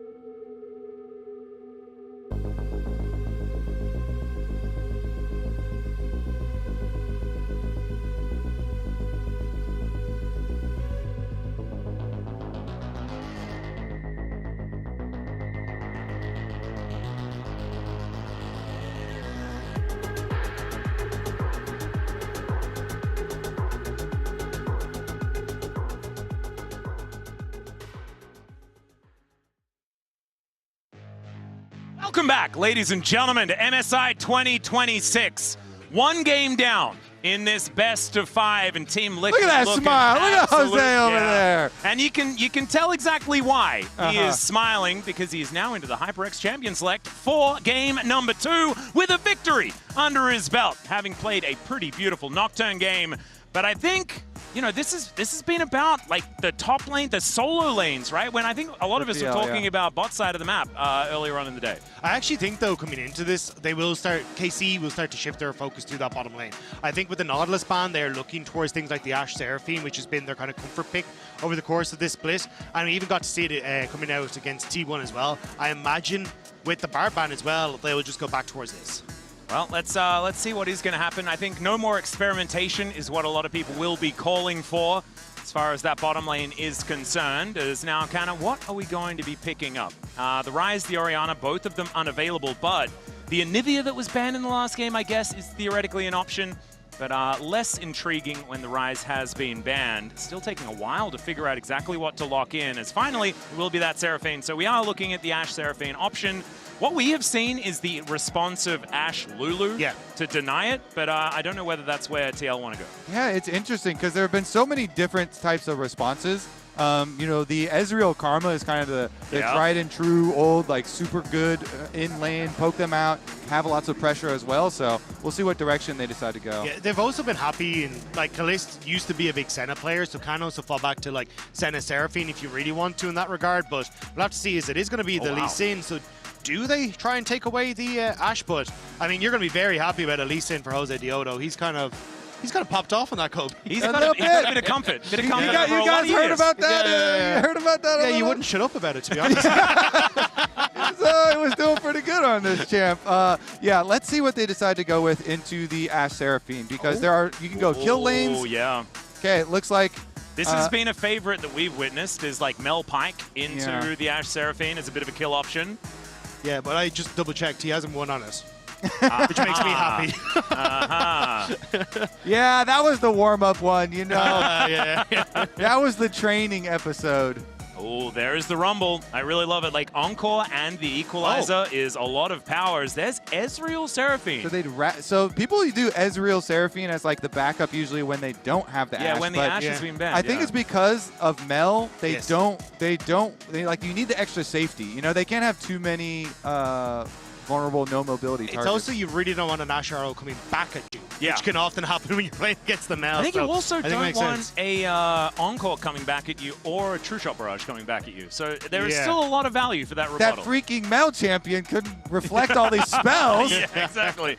As Morgan going to be taking the Blacksmith towards the top side of the map. This has been his go-to counter matchup for the Rumble. Yeah. We found a lot more counter matchups. In fact, one of his old favorites, the Yorick, does work into the Rumble as well, but goes back to this one and will be able to augment the rest of his team. And even though Morgan just totally bodied Kana, and you're like, hey, put Morgan back on a carry. Morgan actually was doing really well for tanks for TL. This was something that they really indexed highly into in playoffs.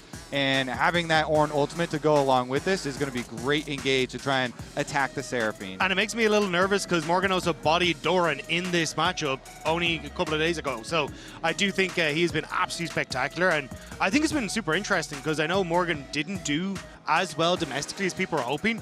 But this tournament, he's been a force to be reckoned with. He's been absolutely incredible. He's come back home, he's got the good kimchi, and he's feeling fantastic. That's what I would assume. That being said, LA is pretty good for kimchi. You guys aren't doing too bad. You aren't doing too bad over there. But the Nefiri going to be taken away. I imagine Pyke is just going to be banned, but it doesn't really feel like a core JJ champion to me. But it will be the Yone hitting the deck first. Yeah, it is going to be interesting to see what they go with this time around, because now you're seeing the Ezreal, right? So it's a little bit less powerful to do the full-on kill lane that would want to take advantage of like Ashe with no mobility. So I definitely agree with you as far as Pyke also not really being one of Core's go-to champions. So see what they opt to change to. Yeah, on the opposite side, though, it does look like they're trying to set up for the Azir for Yehu. This has been something he's been very comfortable on, even though the rest of the globe was kind of fallen to the wayside on the Azir pick. This was still a massive one for KC, and with the Yone ban, I imagine that's what they're looking at again here, trying to just limit the answers that Quick can have into that pick. Well, it is just a lot of comfort for KC so far, as we do see the Syndra taken away and then the Rek'Sai to follow. I've heard so many whispers of this Rek'Sai jungle that's going to be coming out that are not going to be happening today. Dude, I swear that nerf to the E that was very strong. So, it was. So we'll see if it does end up. All right, that's another way of playing the bottom lane, if that is indeed where it's going. This is much more core JJ. You're like, the Pyke kill, that's quite so much. He freaking loves the Pantheon, though. So gives that point and click, and they're still going to have huge kill pressure, huge burst potential. Plus, I mean, honestly, we'll see if this bug actually gets locked in. But yeah, it is the Yike specialty. It's his pocket pick and he's brought it a couple of times. Maybe not the area to bring it out. We'll have to see. Is they're just going to lock in the Anivian mid lane instead. This is a very slow-moving composition so far, as Busio, without the ability to hover the Vayne, goes for the Space Vayne once again. But we'll see what he is going to be locking in. We're looking for a jungler, unless Rumble wants to go back there, but it's been quite a few years since the Rumble jungle's been a thing. Yeah, the Anivia is an odd one for me, because usually we see it into the Rise, because it's like, oh, I want something with a lot of short range, and then I can try and play through that. But you have like an Ornn that can break through the wall, you've got long range engage, you've got Mel who's able to play outside of the range of that wall as well. So I don't know how much value you're really going to get from the Anivia in this one, but at least with the... Build another wall. I was going to say, yeah. So he can't break all of them. Yeah, and I was going to say you got the Hot Pot combo now that's slightly frozen alongside it, so I don't know what we're calling this one, but at least you do have that lockdown. Nengmyeon is like cold noodles. Okay, that's Yasuo. So I was going to say, yeah, when they banned the Yone, you're like, oh, let's take away more AD options from Quid because they're running the Mel bottom. They didn't know he had a brother. He could just go with the original brother. Back to the Yasuo. Yasuo into Anivia. And Yasuo into Seraphine sounds incredible, personally. I mean, the wind wall is going to get, some good value, for sure. I just don't know whether it's actually going to quite work against the Anivia that's very, very good at controlling space, right? Yeah, that's my biggest worry for the Yasuo in lane is like, yes, you've got the wind wall to try and block the stun from the Flash Frost. Wait for the last second swap and Morgan plays the Yasuo again. That doesn't sound good. Can you calm down a little bit? I don't know. I watched game 1, man. I don't know what to expect. But also for Busio, how the hell do you get any value out of this Seraphine ult? Like, it's either wind-walled or it's reflected. Like, you just never get value from it at any point in time. Well, you get the cooldown of both Windwall and Rebuttal, whose cooldowns are exceptionally long. So that's all I'm getting. Yeah. That's what I got for you there, Dagda, and that's it. All right. Well, ladies and gentlemen, those are your drafts. Once again, I mean, a bit crazy. But this time I feel like TL has decided to go a little bit further off the deep end than KC has. It feels like KC going back to their roots, back to some champions that they have a lot of confidence on. As let's get on to the Rift for game number 2 of this best of 5 and see whether KC can even up the series.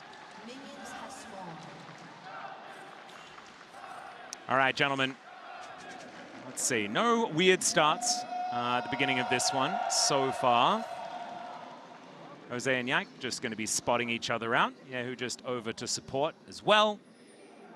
And not going to be too much funny business as Quid just getting some vision down. Counter vision already there. And some pretty standard starts. Okay, Yasuo into the Deathfire Touch Anivia. Let's see it, Quid. They do have a lot of knockups to be able to set him up as well with the Ornn, with the Lee Sin. Yep. And Jose has been very active when he has had that Lee Sin. Well, ladies and gentlemen, Vendetta is Riftbound's next set. It's arriving July 31st and brings together new champions, iconic rivalries, and beautiful art from across Runeterra. There are some summoner spells in the bottom lane, but I'm going to get back to this. Whether you want to collect or play, Vendetta has something for you. And TL and KC have a lot of fighting each other here in the bottom lane so far in this game. It is going to be KC getting the advantage, though, and it looks like the Ezreal Seraphine is working out quite nicely. Busio is pretty good at this champ, right, Dagda? Yeah, it's kind of been the go-to domestically. Like, it has been one of his strongest champions. It does mean he's more kind of focused on the lane state, which I think Busio has actually been spectacular this MSI at actually moving around the map on things like the Camille and trying to get impact in the early stages. But this is, we want to fully invest in winning in the early stages and oftentimes look for invades with Yike afterwards. Maybe less so on the Jarvan, but we'll have to keep an eye out for it. It's interesting, too, because Jose did the 3-camp recall for Longsword start here for jungle for Lee Sin. So since both junglers are heading down to this bottom side map, if we do have the clash down there at the same time, then he is going to have the extra Longsword for the fight. Yeah, Morgan looking a bit aggressive here towards the top side of the map, as we can see, kind of taking some damage as that brutal proc does come on through. Focusing on mid lane, though, is Yehu does have the egg, of course, so not going to be dying if he loses that health bar, but still not going to be feeling fantastic. And so far, Quid doing pretty well on this Yasuo in the mid lane, 24-18, as these minions are going to help even things up for KC. Yeah, nice early push from him, and he goes to make sure that they're going to be able to get this bottom side Scuttle Crab for Jose. Bottom lane also forced to back off as Yike went for his reset after the full clear, and he wants to head towards top crab, but I mean, Quid can just move back up here as well, and maybe we'll get a cross from Jose to get both. Yeah, that's exactly what he's looking for. Safeguards his way over, and Quid will be able to help usher him towards that top side of the map as well. Double buffs here for Jose. As the ward does go down, Flag and Drag is good damage onto the Lee Sin so far, but Quid gets the inside track. There's the exhaust onto this Jarvan. The wind wall, fantastic to block everything that Yehu wants to do. Yike going to go down. That's first blood over to Quid as Cannon's looking to move his way in. The tiny wall is going to work out, but there's the Sonic Wave out of Jose. And now Quid is trying to get back to Morgan, who gets the knock-up, but down goes the mid laner. And now Jose comes over to make this a one fight for TL. Huge skirmish here from Team Liquid. They know they have the extra power from the early Yasuo here in the lane. And if that Scuttle Crab had actually been walking down towards the fight, then Quid, he was trying to flash up so he could try and E away on the Scuttle Crab. He ends up going down, but still the 2-for-1 there and the first blood. And it looked like miscommunication from KC as well. Kana had push on top side, and it started to move, but then went back to lane. So looked like Yike was trying to call both solo laners into the equation, but with Kana being late, TL ended up taking the fight. Yeah, Kana does manage to pick up a kill in the fight, so that will help him out in his matchup against Morgan. That is the only part of the good news here, as Yehu is still in a little bit of trouble. Teleports back to lane, though, gets that health bar filled up once again, and I'm pretty sure still has the egg after everything was said and done. It's GoJJ, spots Busio and Yike moving on in, and will be able to back himself out of the way of the enemy jungle.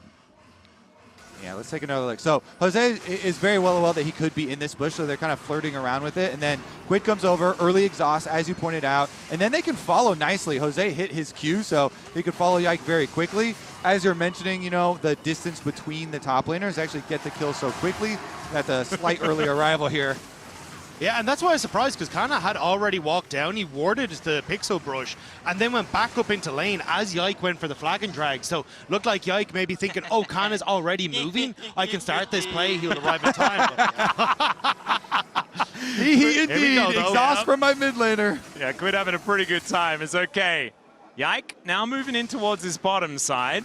Jose moving over as well. Really good position defensively here for Jose. Just making sure that he is shadowing where Yike wants to be on this map. Is Yon down to about 50%, but I don't think they're going to be dying anytime soon. But some control here for KC so far. Yeah, Team Liquid, their bottom lane, though, just trying to avoid poke right now while they get the objective. They know Jose and Quid have got this under control. And, I mean, Lee Sin is good into Jarvan. It's just that I think the Jarvan pick was just for comp all. Yeah. And so in the little skirmish, though, you don't get to use, you know, your ultimates and your synergies for your comp or anything. And Jose really, really coming up big there. And it also means he's accelerated when it comes towards levels, right? Level 6 now for himself. He can try and look really for nice rebates. X-Flash here as they're looking for a potential all-in, but KJ taking a lot of damage. Boostio is burning. Core knows that he's dead. The flash away is perfect, though. Boostio keeps himself alive, and that is the kill going over to KC. Kill goes over. Boostio had to invest the flash in the end, but still, here's the invade we were talking about. Well, Yike is just going to back away. Knows exactly what's going on here as the blue buff is just going to be held onto here by Jose. And Morgan getting a positional advantage as well means that Yahoo moving over is not going to be enough to get KC control back. So that will be buff stolen. And Jose should just be able to walk his way out of there as well. Smite it down, and they will take that one away. So good advantage here from TL, but the gold entirely even between the two squads. Pantheon's coming here too. CoreJJ kind of sneaking around into the side brush. All right, possible angle here is another Hex Flash from CoreJJ to get that control ward down. KC have just backed away already, though, so no worries just yet. Yeah, this is just not a good timer for KC because Jose's got half the level lead, which means he has level 6 over the Jarvan. So Lee Sin, huge power differential at the moment, and KC have to give up that area. Yeah, CoreJJ a little bit behind on levels himself. Only level 4 at the minute. As Boostio has hit that level 5, looking for the encore. Yike still needs this camp for the level 6, though. He's very far behind, so should be able to get it, but you can see how much KC are investing in making sure that Yike can try and farm just his own jungle, let alone trying to get control anywhere else. And as a Jarvan, this is where you want to be at your most impactful, so TL managing to shut down Yike is good, but Kalista and Boostio winning out on that bottom side, like that's where the other side of the gold lead is coming from. They've been absolutely destroying Yon and CoreJJ in this matchup. And now that they do have access to the level 6s there, for the Mel, for the Ezreal, we'll see if there are some visits from jungles. A lot more burst damage available, but as of right now, it's the mid jungle for Team Liquid that have dictated a lot of the pace of the game.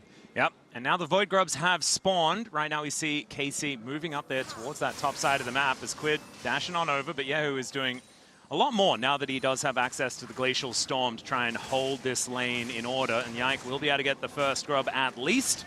We'll see whether all 3 will go over to KC. Yeah, I mean, KC, the Kalista walks all the way over there, so Yon is getting alone time on the bottom tower, and like this is an Ezreal without teleports, an exhaust Ezreal, so he's going to have to walk all the way back down. They do, you know, get the grubs for their investment, or at least 2 of them. Yeah, Jose just going to be able to take this one down. Resonating Strike going to do it. So, I mean, TL getting 1 grub. I mean, I think KC is still going to be absolutely fine with this as the beat drops. And Jose is still going to go in. There's a flag and drag as Jose thinks that he might have caught Boostio out, but he just backs away himself. So really nice secure of the first couple of grubs. TL get at least 1 back, but is still not the end of the world for KC. Yeah, but you're still losing this top side. So on the initial invade that TL had, Yike couldn't get that Grump because he was afraid of TL invading. Now after going for the objective on the top side, loses that camp again. So overall, Team Liquid have just been keeping Yike down this entire time. You can see a 2-level lead. Yike still has to will manage to equal at least to 7 when he gets towards this bottom side, but it's still very messy for Yike. Yeah. Again, I just go back to, I think they really wanted the spicy hot pot. You know, they wanted the Jarvan ult for the rest of their comp, the rest of their champions, but Jose here on the Lee Sin has opened up just such a massive individual lead. Bottom side, though, 2v1. Yeah, Jan taking a little bit of damage here, but does just walk his way out. He will be fine, at least for the minute. Has his Hex Tech cookie at the ready. I think they spotted Yike moving in as there's the rebuttal. And that will be able to at least help him speed up, move out of the way alongside the Flash. And I think this is the one part of the map that KC can try and play around is the bot lane. Like already they've got a nice lead opening up for themselves. This will only grow now as well. And the fact that the Flash is gone and Yon now means that they should be able to try and punish that again. If especially you're getting Team Liquid trying to play through this strong top side for invades. Yeah, 100% agree right there. Ezreal here for Kalist looking quite good. Yeah. Definitely one of his favorite, most comfortable champions. And as you said, with Busio having so much success too, definitely will be a very powerful team fight when they bring those two in. Yep, it's going to be the lane to play around, I think, for KC. And this composition is pretty stable. I think stable is the right word to talk about this, as in the meantime, KC now just going to be playing real far back from this outer turret that you can see. Yike is hovering, as well as Yehu moving down towards the bottom lane as well, but does have to go back as the waves are going to be crashing in mid. And the Dragon going to be started up here. TL have double Dragon on the table. But again, it does slow down Yike. He wanted to go into this top side to try and clear this top camps at its spawn, but instead was pulled down to cover for that play. So Team Liquid going to be able to take Dragon and then sweep through their own jungle up towards top side. So again, it's just value for the jungler, Jose Deodo. Exactly. And Jose is wielding an Eclipse right now. So Yike being on little pieces, you have no business going over there. That's why I'm so focused on jungle. And it's like the best dueling item to pick up first as well, for like that one item spike. You're feeling And I was told earlier it was a full moon, so I don't know what an eclipse is doing here at all. Yeah. Oh, I didn't understand that part We're of the going show to have at to all. consult the analysts on that one. Yeah, they'll need to fill us in on what exactly that meant. I'm going to need an explainer because that was weird, to say the least. Okay, Yike going to be starting up this Krug camp, and that is going to be the last one. We'll see where he's going to be going next. Trishot Barrage going to be sent back towards Kalist. He doesn't want it, and so it is just going to be sailing around Runeterra once again. Yehu back in this mid lane, and I do feel like KC, this composition is just very happy to play this one slow. The slower this game goes, the better it is for the EU representative. And so right now, TL, I think the ball is in their court to get this one moving faster, and with an Infernal Soul this game, that is really going to help if they can keep stacking these Drakes. Yeah, I think Team Liquid would really like to try and open up one of these side lane towers because their 1-4 is pretty oppressive. Like, once Quid gets a couple of items, it's going to be really difficult to keep him in check because Busio. Yeah, going to get jumped on here by Jose Deodo. There is Core JJ from the sky, and where did Busio go? He thought he was the one hiding here on the wall. He thought he was, the one laying the trap. Yeah, well, he was definitely hiding, but then they found him. Yeah. All right. Pantheon ultimate right over the top there instantly. Beautifully played by Core JJ, though. He has been phenomenal this tournament and did not hesitate for 1 second on that man drop. Okay, kind of looking for some harpoons, but does just get himself back over, and Jose's going to follow him. There is the ram coming through from Morgan as well. They are on the equalizer, but there's the knock-up, and down goes the Rumble. And TL, they must have been listening to the broadcast, because we said they needed to keep going fast. Yike comes in to try and save the play, as the Encore is extended by Yike, and they should be able to get Morgan for it. Really nicely done to get one back for KC. Thank God we did, because that was about to be Team Liquid running away with a very big lead. They've been everywhere, but Busio's not safe. Hold on. Hold on. Jose doesn't have ult, though, so it's, he was just being annoying. Yeah, it's going to be stops on backs. He can't kill him again quite yet. Don't worry. But yeah, this has been Team Liquid playing so well around this early jungle lead for Jose Deodo and making sure they're just getting in the face, abusing the matchup, and making sure that KC don't really get to play it. Although Yehu, he is looking a whole lot better here, is right on the edge of that stun as the exhaust has to come through here to avoid that frostbite from just killing this Yasuo. Okay, KC now should be able to move down, and 2.5 minutes on the Drake, so not really Jose's there first, though. Jose's going to be here first, and he is 4 seconds away from his ult. 3, 2. Q is going to miss as he looks for the safeguard. There's the mini stun, gets the knock up, so they pull the bird into the sky, take him down to the egg. The rest of KC trying to get over here. There's the double knock up from Quid, and Quid should be going down, but they get the bird first, as Quid is then going to be executed. Busio over the wall, and I think it's just a 1-for-1. Yeah, 1-for-1, plus you count like maybe the passive egg. Oh yeah, 1.5 for 1. Maybe 1.2 or something like that. But yeah, they do get that, and then investing the extra teleport. So they drew out the teleport from Kana here. KC using the extra summoner spell to get here in time and defend him. Yeah, and Jose plays this well. Gets the kick into the wall that sets up for Quid to be able to join. And even as this starts to play out, watch the knock-up coming through from Quid, because Yike tries to go for the flag and drag, but it gets interrupted there perfectly by Quid.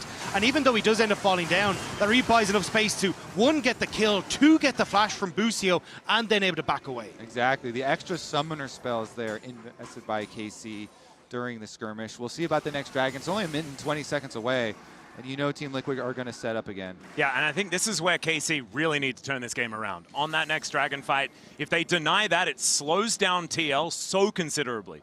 Adds an extra 10 minutes to a potential soul timer and gives you that extra space in order to get this composition online, as they are on this Rift Herald already. I wonder here for TL, because Core does have his ulti, and Jose is here on 2 items, okay? This is Sundered Sky and Eclipse. Yeah, and you mentioned Core JJ's ulti. Well, he is now going to be over a wall as Yahoo over to the side, not going to get picked up by that tornado, as now Core realizing that he's in a lot of trouble, has to try and commit to this one. It is Rift Herald secured, and they'll trade that for their Pantheon, as Morgan, a little bit late to this party, but sometimes it's better late than never, although maybe not this time. As TL just trying to get back towards their mid lane, as Morgan just says, get out of the way, wall. And he is going to be able to at least headbutt that one down. Now the Ram's coming in, and maybe late is actually better than never, as they're in the Cataclysm, but Yike is no longer there. He's been taken out first, as Jose just trying to safeguard around the fight. Yahoo getting whatever he can done, as Cannon with the Flame Spitter. Quid kept alive by the safeguard. Why are they allowed to get out of this one? Quid will be taken out, as Jose, I mean, he's so much money if they can get that kill, but they're unable to do so. But still KC getting some big kills back. KC just about managed to turn it around, the 1 for 2, but Yahoo still here with Core JJ. Will just back away. Big win, even though they do lose the Rift Herald. Yeah, it's all kind of domino effect from Core JJ's ultimate, and him going down early, putting TL at a numbers disadvantage. KC, they really do make them pay for it, getting the extra kills here, the extra money back. They can push topside. The only drawback for KC is that Yike did go down, so they couldn't like rush over to Dragon, but also, he is back up now. Kind of stuck around so long on that top side. It does mean that Team Liquid kind of in a position now to contest this, because Morgan already coming out with Quid. I don't know if they do this quite fast, and maybe they do. I mean, Jose is going to be able to put down the Rift Herald to try and help out. Could be a bit of a Battle Herald situation here as they get the knock-up onto Yahoo. He's over his own wall, and it's actually not working out for him. And now the Rift Herald is going to invade the Dragon Pit. Yike has to get out of there. True Shot Barrage is not going to do anything at all. That's his teammate, as now Yahoo tries to get out, gets stabbed by Core JJ, and that is going to be soul point over to TL. Oh, the party continues, Atlas. This series is weird, boys. I don't know what to do. You're right about the timing on the contest, though. Exactly. They get back, and they put down. Rift Herald gets used so that they can go for this play, combo onto the Anivia, and then the DPS wasn't there on Dragon, so they're allowed to continue, drive the Herald in, and Team Liquid retake control immediately. And now is Shelly going to get a double charge? So she invades the Dragon Pit, charges the bottom turret, and then gets another one on the inner. That is the most overworked Shelly I've seen in my career. Or a great holiday package deal that she's managed to get on that one. The scenic route a lot of travel. Well, she was like, well, Core JJ died for me, so, you know, I'm really going to make you guys feel I'm worth more it. of a resort tourist. You know, I like to go to one place and have a good time. This was definitely a lot more moving around that I was ready for. But Shelly might like it. Yeah, but here you can see, like, KC just don't really have the damage. Khan is super late because he went to push in topside. And Yahoo walks up way too far. Jose with a great call there to just kick him again, set up for Quid. Now, he does a good job escaping, but you've now got the rest of Team Liquid that can just get into the pit, push KC away, and it's just an easy Dragon setup with Yahoo eventually getting caught.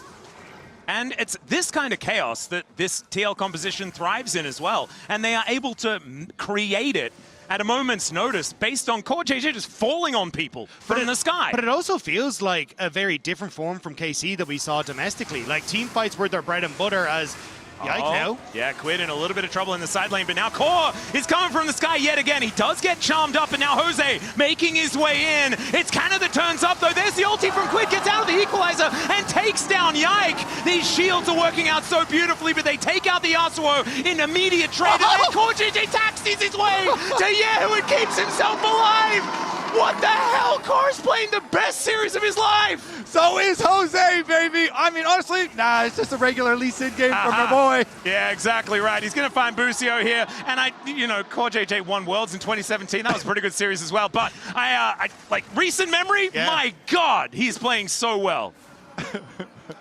I don't know. I'm having I'm not fun. I'm not a fan. I'm not a fan at all. Yeah. Hey. We're setting up for the reverse sweep. It's okay. As this looked really good for KC to start things off. Catching Yasuo's in side lanes, it's a tale as old as time.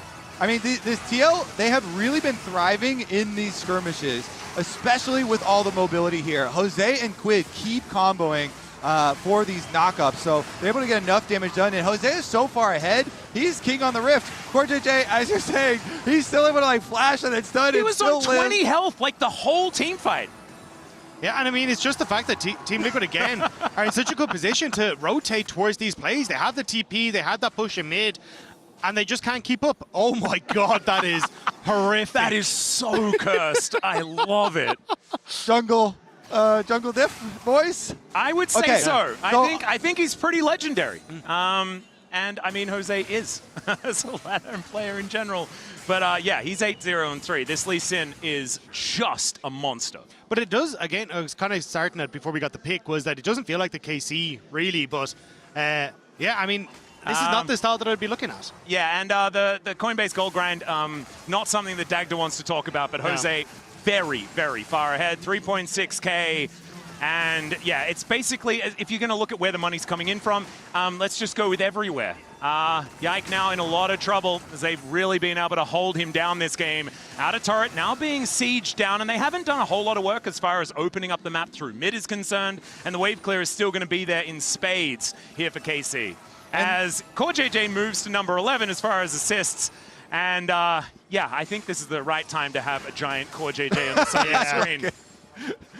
Honestly, too, there's not a really huge possibility for the comeback because it's super difficult, as you're mentioning, to work into the Mel Reflect and the Yasuo wall as well. So it feels like the old twist that knife Yasuo combo. Yeah. Like, how much more torque can you get in that knife? You know? Yeah. Well, no, we don't have the Dragon Soul yet, Dagda. Oh, True Shot Barrage as Yon just launches himself towards KC.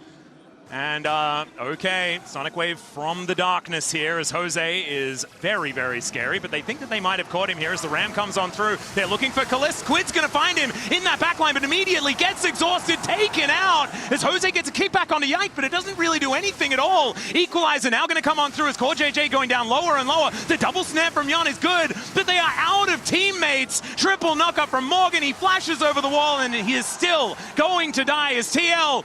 I don't think you're fighting for this, Soul. It's just because the Ornn ultimate did not hit Kalist there. He didn't get the knockup for Quid, and I've cursed them! No! You've taken that knife out and stabbed him in the back, and I'm okay with that. Because KC managing to find that little bit of fight with Kalist, even getting that good flash away from Quid there in the midst of us, setting up for it, and now there's a lot of gold that they can pick up on the map, so this gold lead starting to dwindle for Team Liquid now. Yeah, and it was only really 2,000 anyway, right? Like, that is not a ridiculous snowball or anything like that.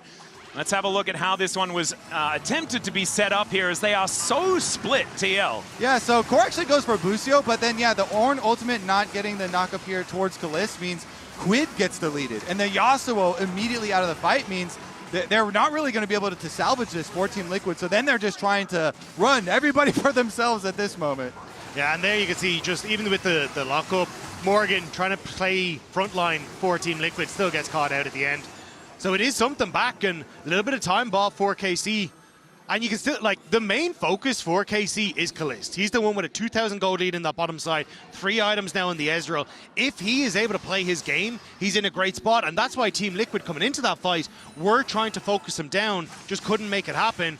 So we need Kalist once more to kind of step up and try and play just on a knife's edge to keep himself safe, yet take down Team Liquid. Yeah, needs to not get kicked. That's it's going to be the main thing, and that is precisely what he managed to do in that last fight. We saw how much better that went for him.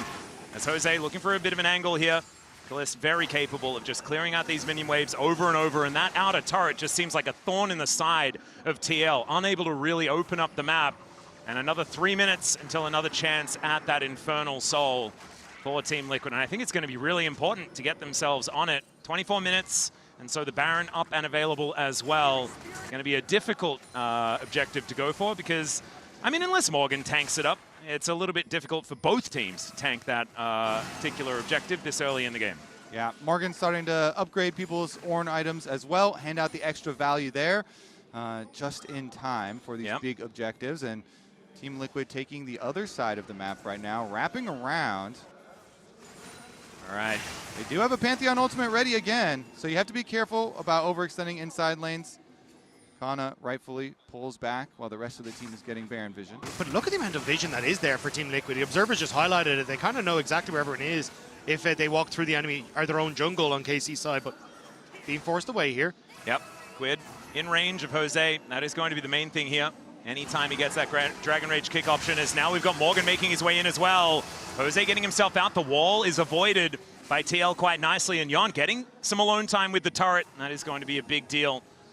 They desperately want to grab that. Only one plate left remaining here as Morgan possibly caught out. Does searingly charge his way out, but has to take the red carpet as Canna lays that one down. No flash available here for this on, and he has to try and turn and make something happen. It's just going to be an arcane shift forward. Canna's the one that locks down the kill in the end. That is kill score evened out. TL's gold lead down to 600. This game is anyone's right now. Yeah, but what more can KC get? You can already see immediately Kana moves down towards the bottom side. They want to try and get some of the standing gold. Quaid pushes out top, so there isn't an option for 2 of the turrets, but still, as you say, like, this is getting incredibly close now. Just a small few mistakes from Team Liquid starting to cost them. Yeah, really good pick right there. Turning on Morgan as he's trying to rotate over to the rest of the team. KC collecting more and more gold, making me more and more nervous. Kana also level 16 here with an arm guard. He is very scary, making a lot of money as well with that first strike, as we can see, moving to about 1.4k ahead just himself. Obviously, Morgan can have a lot of value just in general, but this Rumble needs money to be effective, and Kana definitely has it at this point in time. Kalist parking himself in this mid lane once again, and it's still just frustrating for TL to get any sort of damage onto that outer turret. Back out onto the map, though, is Morgan. 50 seconds until Dragon, though. You can see they're trying to put Yehu in that top side, so then he can hit that level 16, just barely away from us. And if you could get that before this next Dragon, that could be huge for KC, as already you're starting to see them push in mid. They want to set up for vision control around the area. Yeah, well, that is going to be a nice little rebuttal there for Jan to avoid a bit of the damage. RJJ and Jose were there. That was a risky arcane shift forward. Did have Yike waiting in the wings, but there is little vision for KC in the Dragon area. Yeah, teleport in from Morgan. He does not want to risk this. Wants to make sure that he is there for the setup. 15 seconds to go as Yahoo is going to move in as well. Pretty dark as KC try to get themselves through, as that is going to be the dash cannon forward. Equalizer, fantastic from Canna with limited vision, and now the Cataclysm comes in, but that Encore only onto one. The kickback is there as Yike is going to be taken out first. Core JJ just barely surviving, and now he can actually get himself back towards his fight after a reset. The Dragon has now spawned, but I don't think it's going to be at the forefront of anyone's mind just yet with Yike going down. Incredibly close attempt there from KC. They went for it because they saw Quid on the bottom wave, but they just barely can't finish the kill. But now they have no jungler, so KC kind of have to hard force this, or it's sold for Team Liquid. They're trying to buy time, but how do you engage? You use so much to try and get Core JJ. Yep, still 15 seconds on the Jarvan here as well. And KC, 4 versus 5, they know that they need to try and deny this as Morgan's moving in. Doesn't have the Ornn at the moment, but they realize they're just not going to be able to win, so they have to give up Infernal Soul to TL, and they move back into the driver's seat. Infernal Soul, more burst damage here to Team Liquid with their combos. I mean, honestly, that was just a slight bit overreach there into the jungle. Yeah. They really wanted to take advantage while TL were split. But Jose had some good peel for Core JJ as well with the kick over into the blue buff pit. And that's Team Liquid, the MasterCard priceless moment now with that Infernal Soul picked up, which makes things so much more difficult. Jan's poke gonna be so obnoxious to deal with. And KC kind of have to go back to the drawing board, figure out how they're going to try and play this, because things also went wrong for Team Liquid in that fight, with Morgan not connecting with the ultimate. Like, there was a lot that actually went well for KC, but that's not always going to be the case, especially as you start to teeter into these later levels. Yep, as now Yahoo could be in a little bit of trouble. Morgan doesn't quite find the knockups. Yon going to get attacked by Yike. The equalizer goes down, and that is going to be enough to deal with this Mel. Yahoo goes golden, though, to keep him alive, but look at these health bars. This Infernal Soul is doing work, as Jose is going to be able to follow Canna out of that one. He's still legendary, but he's not in the fight anymore, as now Quid dashing after Yike will be able to help Morgan grab that kill, and Busio and Kalis find themselves the last men standing. There's no focus. That was a scramble. Everybody for themselves. Never mind. Yahoo gets himself out somehow. Everybody was fighting their own brawls on different sides of this one. It was absolute bedlam. I thought Calist was going to go down, but Jose Diodo went the opposite direction. Team Liquid, though, still with the bigger health bars, are going to get this mid lane turn and again get that little bit more off the back of it. Jeez. Okay, so we knew it was 11-11 to begin things off. That was only a 1-kill advantage here for TL. Things still exceptionally close. Let's check it out again. Yeah, because you can see as it all starts off, like, you end up getting the pick on towards Yon, which is all that KC are focused on here, as they immediately go in with Kana's ultimate as well. The ult from Morgan ends up connecting onto Yahoo and Kana, which sets up then for Quid to go in. But watch now as this goes through, because Busio hits onto Quid. JJ flashes onto Kalist. Instead, Jose Diodo turns onto Kana, so Kalist manages to stay up in the middle of this fight, who then kills JJ. Jose Diodo finishes off the low health Con on the bottom side, and this is where it starts to get a little bit bedlam. Like as Kobe was saying, there's so many different scraps, there's no real focus, so there's low health bars all over the place. Everyone just ran in separate directions. Yeah. It was crazy. It was like the beginning of the Hunger Games or something like that. They're all just sprinting out of the house. But in the end, it works out relatively well for TL. And honestly, this is still anyone's game. Even with an Infernal Soul, we've seen a Soul lose. I believe it was TL. So far in MSI. So KC, still some options, especially with a composition like this. So much of KC's upfront damage, though, is like, hey, we pick one target, burst them down with this hot pot combo. You now have the Seeker's Arm Guard on Yon. You have GA on Jose Diodo.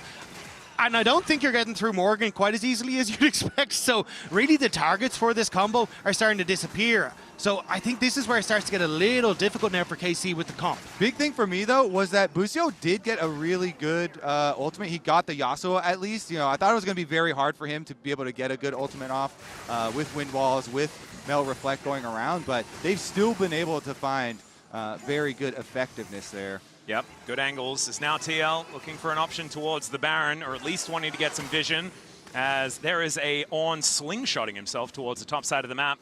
He's going to usher that minion wave over as well. It's now KC looking for a fight. There's another Cataclysm on to Yon, taking a lot of damage here. Does manage to go golden, as Canna does exactly the same thing. Kalis gets turned on by Jose. There is the knock-up, and Quid is able to take him down. Yon's still alive somehow, as Yike is going to get taken down to the GA, and he should be removed as well as Morgan. Gigantic health bar, thanks to that new belt that he just purchased, and it's a double for Jose. My God, this guy's Lee Sin was already famous. It's going to be more famous after this one. And he deserves it. Okay, they're going to be able to pick up the Baron while we do this replay. But Dagda, it's crazy again. Look, Anivia on your mini-map is walking from base right now. And KC decides to full send. But Morgan is also running to this fight too, trying to get there immediately. And there you see the ultimate through two. Yeah, and then it's just the follow-up from Team Liquid, right? The wall doesn't quite get the separation, so Morgan's able to follow across. The GA is just jumped on by Team Liquid. And I think this fight, just everything in the kitchen sink used towards Yon, but we just highlighted like the Seeker's Arm Guard, able to buy so much time. And if you can't finish off that play, Kalis has to overextend to try and help out Yike. And it's just not it. Yeah, I just loved watching Dagda while you were taking us through the replay. Dagda's just pointing at the minimap, just sort of losing his mind off to the side. But this who wasn't there? But the thing is, like, this isn't the KC we saw domestically. Like, they wouldn't like panic engage or overextend. They play slow and play for like clean fights. This hasn't been what we've seen this series at all. Well, they're going in. Quid getting a lot of value out of that wind wall here as they look to dive on top of the Yasuo. Gets 3 with the ult. He kills 1 with it. Holds up the other 2 as Yike is traded for the Lee Sin. Gets out of the way of the Encore, but great stopwatch there from Yahoo. He's still dead. He's still exceptionally dead. Turned into a fried egg in the mid lane. And Canna just has to turn tail and run. 30 seconds on the Elder, and most of KC are dead. at the end of the day, it's Jose Daejeon Lee Sin, man. 12-0 Lee Sin. He's 18 out of 20 kill participation, and over 50% of the kills are his, and he's playing Lee Sin. It's 35 minutes into the game, and TL think that that is a good time to finish this one off. The inhibitor going to go down first. Jose is going to land onto Kalist and take most of his health bar. Oh man, this looks like a solo queue game. Like, I'm used to Lee Sin's doing this much damage, not in pro play. I love that we keep getting the player cam for Jose because he's just laughing and smiling. Like, he is best day ever. Out of all 10 players, he is the one having the most fun for sure. And it's not close. I mean, I saw Spooks and Spawn. They were also having a pretty good time. Get jumped on. True. Okay, so Elder, the great equalizer, guys. Is this They're in the bush. We'll see whether it is going to be a good equalizer. I don't think it is because Canna is already dead. TL looking for the turn. Yon is like, well, I'm just going to kill this dragon. If you guys are going to take down the enemy top laner, you've got this one 4v4 as Yon is going to, Core JJ dives forward. They take down Yahoo. The Ram is more of a celebration here from Lord Morgan as KC will just be escorted back to their base. And now TL, they have a big old buff to work with as they look to just march their way into this mid lane. Jose Daejeon is 2 kills away from the most kills ever in an MSI game, so he can get Kalista Busio. There's speed. I see 3 kills right there. 4 junglers, I'm pretty sure, because I think that number might be higher if we include 80 carries in the equation. But now we've got these Nexus turrets under fire. Quid looking for an angle towards Yike as he is so close to execution threshold. Core JJ wanting to try and take them down as Jose is in that base just trying to get a few extra kills. And Yanni's got the rebuttal to make sure they can do nothing about this as TL moving to match point over KC here at the MSI play-ins. Jose Daejeon Lee Sin. Honestly, he also saved me. I think they would have taken me to prison if they lost after I had said that. So thank you, Jose. But wow, these fights are also just so chaotic, such a scramble. Look at these TL players, by the way. Like, the vibes could not be better as they walk off stage. This is going to be a tough one for KC to turn around from. And now we can talk to the gentleman over there on the desk about how this one's going. Dracos, you okay? No, enough of that. Join me. Jose.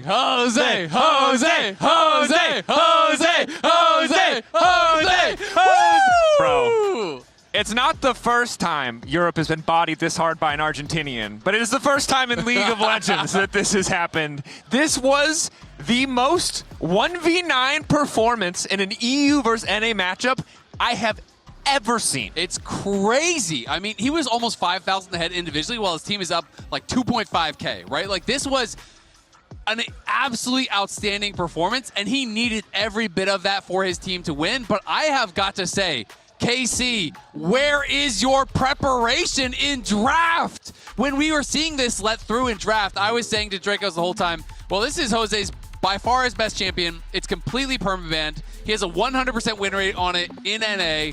No one lets it through because it's free win for TL. Surely they have some sort of counterpick, some sort of answer, some sort of strategy.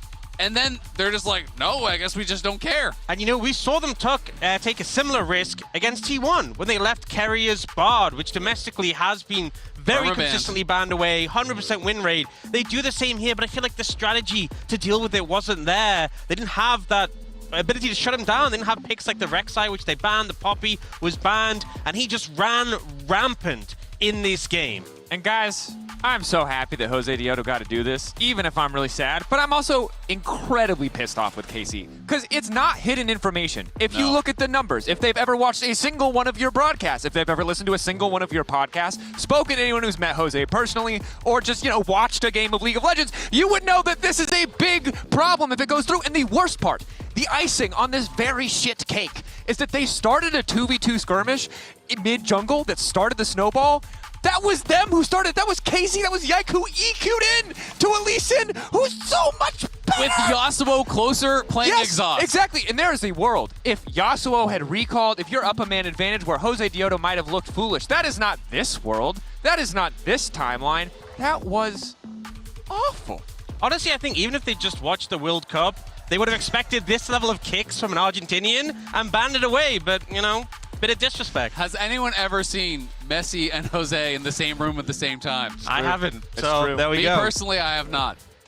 Look, I'm going to be honest. It's hard to be optimistic right now about KC, but I think we do need to talk about it because right now it really feels like TL are running away with this series, no doubt 2-0 up, but this game was even less close than the first game, even more dominant, and I'm wondering if KC are just going to fall apart because, frankly, this has been far too sloppy, far too inconsistent, I think, for any fan, pundit, or analyst to feel really confident predicting KC in Game 3. I mean, it is kind of crazy when you even look at the damage at the end. Yeah, he wasn't really able to do much in the fights. I did think that Kana had a much better game than on the Vayne. Agreed. I think that Kalisz played a pretty darn good Ezreal game, but you can't allow someone on the other team to get this far ahead and expect them to be able to make up for it. And, I feel like Yon had a better performance here on the Mel. He was the person I was most concerned about because the tournament so far has been a bit rough and you're into Jarvan Rumble as an immobile pick, but a lot of times when he was the focus, able to get that damage out, able to buy time for the team and allow them to turn it around, it feels like the preparation, we saw it against T1 from TL, has been better, and they're demonstrating that again here. So Dracos, they're down 2-0. What do they do? This is the hard part, right? Because I wish I could tell you there's one player who's been a shining light throughout the entire series, but it's just not the case. I think every single member of KC has blundered, has fumbled. So I will say that I believe that the players on this team are good enough. I believe all 5 of them have shown the potential to carry. None of them have done it yet. So I won't pick a single lane, but I will say that one player on KC has to rise to the challenge because thus far, none of them have.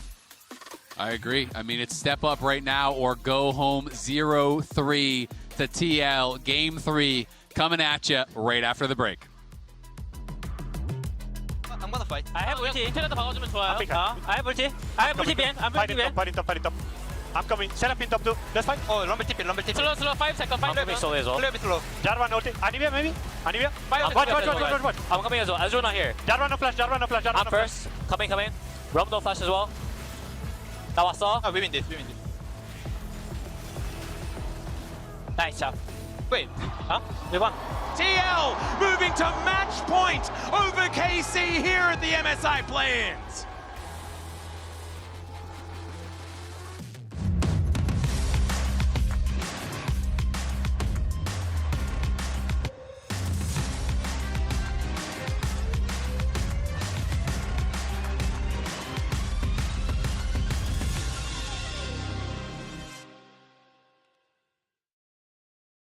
The human body was built to move. Not trapped at a desk in one singular posture for 12 hours a day. It's time your chair evolved. This is Secret Lab Titan Evo. Ergonomically engineered for you, gamers, hybrid workers, artists, backing your every move. Times like this are where star players shine and new legends step up, where legacies are built and dreams are either realized or ripped apart. He still doesn't die! You cannot step the Vega and expect to live to talk about tomorrow! He drops it well with the Arcane Storm, doing so much work in Gen.G! They are just going to ace them!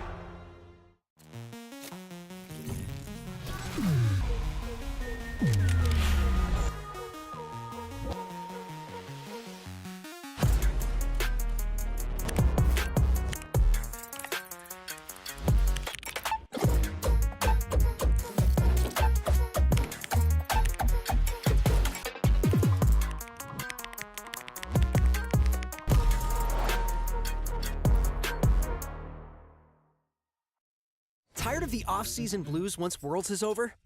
Fear not, because League of Legends is coming to the very first Esports Nations Cup, where players split from their clubs and compete for national pride. Will China test every limit imaginable? Will South Korea turn every game into a macro masterclass? Will EU and NA actually play in the correct lanes? The final event of the year is not to be missed. Esports Nations Cup 2026. See you in Riyadh.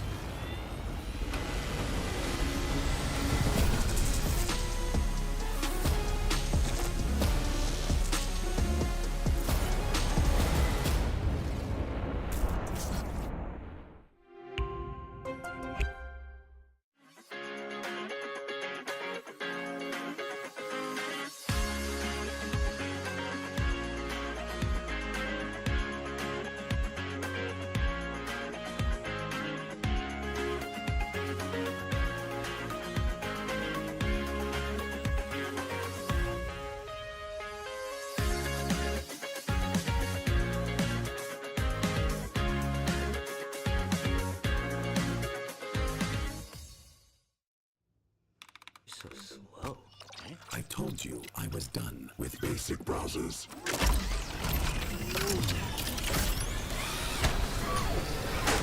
Your setup wants Opera GX, and you're holding it back.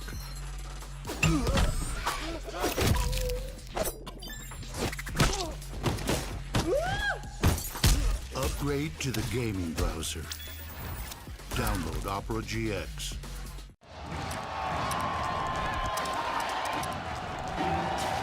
Red Bull gives you wings.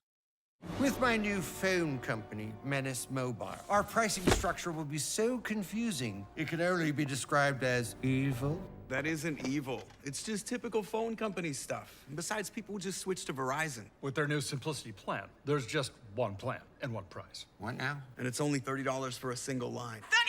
$30! So you're all choosing Verizon. Traitors! Introducing the Simplicity plan, $30 for a single line. Can you hear me now?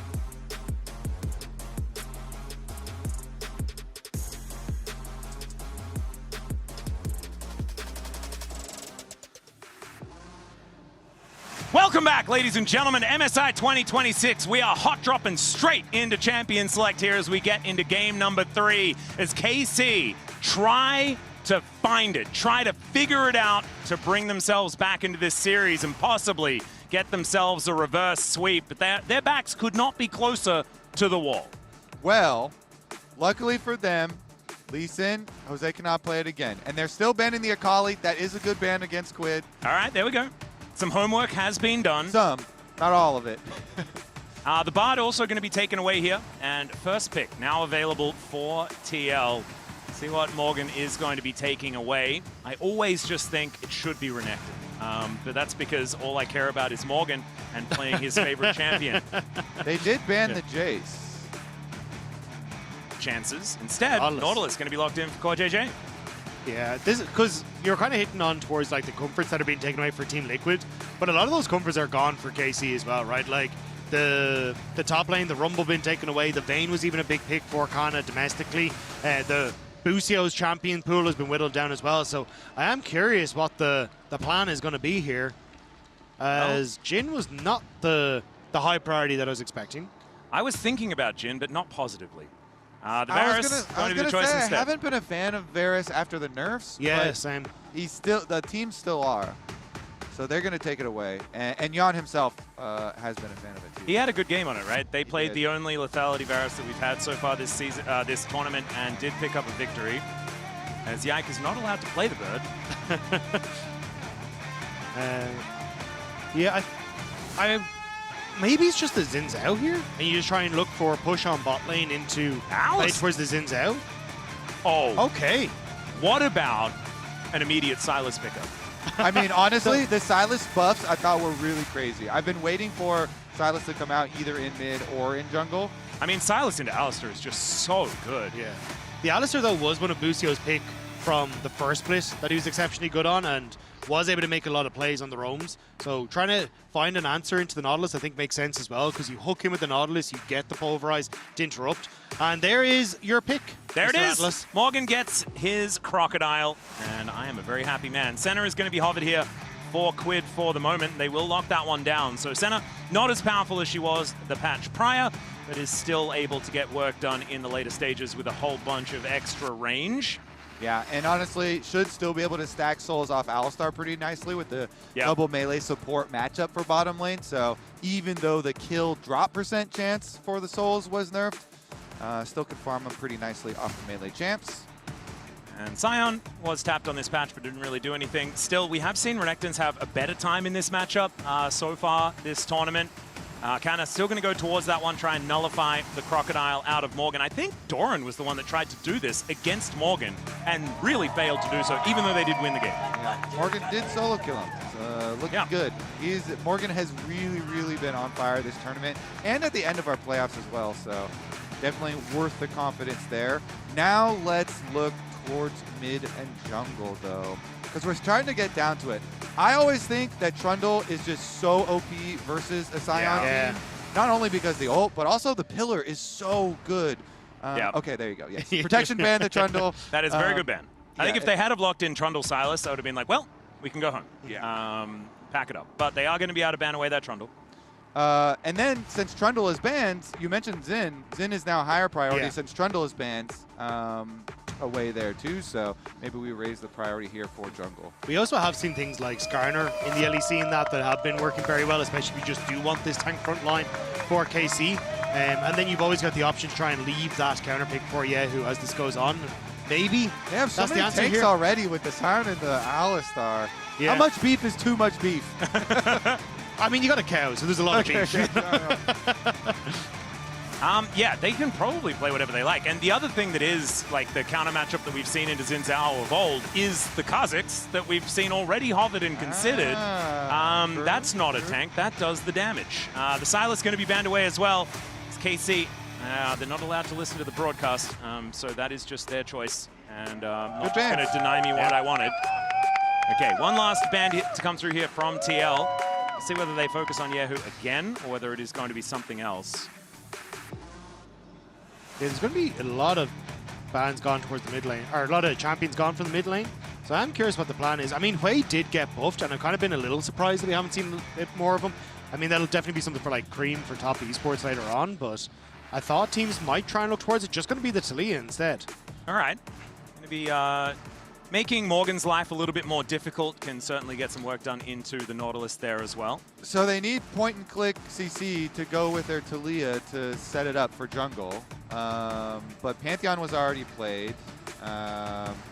So Vi, anybody? We're banned already, so I don't know. Gets kind of difficult there. It's looking a little murky. for the KC side, but I like it for the TL side here to go for a Shyvana angle when you do already have a bottom lane. This is a very similar carry jungle. When you have Senna Nautilus, having carry jungle is really, really powerful. Nautilus is going to give you the CC setup, and Senna's obviously going to allow the Olaf to stay in the middle of the fight. And true damage for the Alistar as well actually can help. Yeah, and you can immune all the CC of all, you know, Talia and Alistar and San, so. And I was wondering if we might actually get the Rek'Sai on the upside of the Ike that's been let through, but could Quig get his hands on a very much a comfort pick for him, but just maybe the Ahri instead, just going to swap away. A very physical composition if they had locked in the Yone. But, I mean, Yone does do mixed damage, so I guess there's that. The Ahri going to be the choice instead. I mean, Jose just dropped, what was that, like a 13 bomb, 14 kills or something on him. So, like, you know what? You're going to be the Olaf. You're going to be the main carry here, buddy. Olaf. Should have played Lulu mid or something weird like that, you know, like just try and augment Janna mid. Let's go.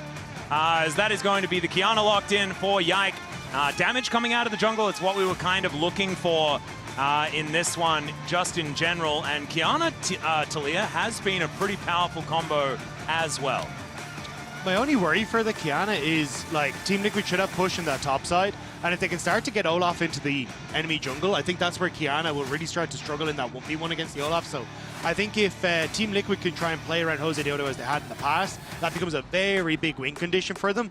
Whereas for KC, I think it is trying to play for, as you say, like that big wombo combo through that mid jungle, and hoping that Yike can have some of those combos we saw against T1, but actually get the win this time rather than have fallen a bit flat. I do love the around the world Kiana ults when you have a Talia wall connecting the other sides of Summoner's Rift, and you just get the longest Kiana ult of all time.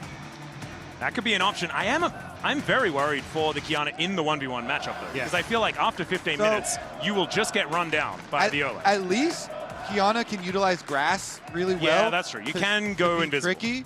You definitely don't want to fist fight the Olaf, but you have to use trickery to your advantage. Trickery with grass and then go for burst damage. Still, I do feel like these compositions a lot more evenly matched and not as weird as far as the matchups are concerned in the last couple of games. And with how KC like to play, which is a lot of slow and steady, or at least that's what I heard, slow and steady gameplay, that might be able to help them out here. And we'll see whether they can get us to a fourth game for the first time this tournament.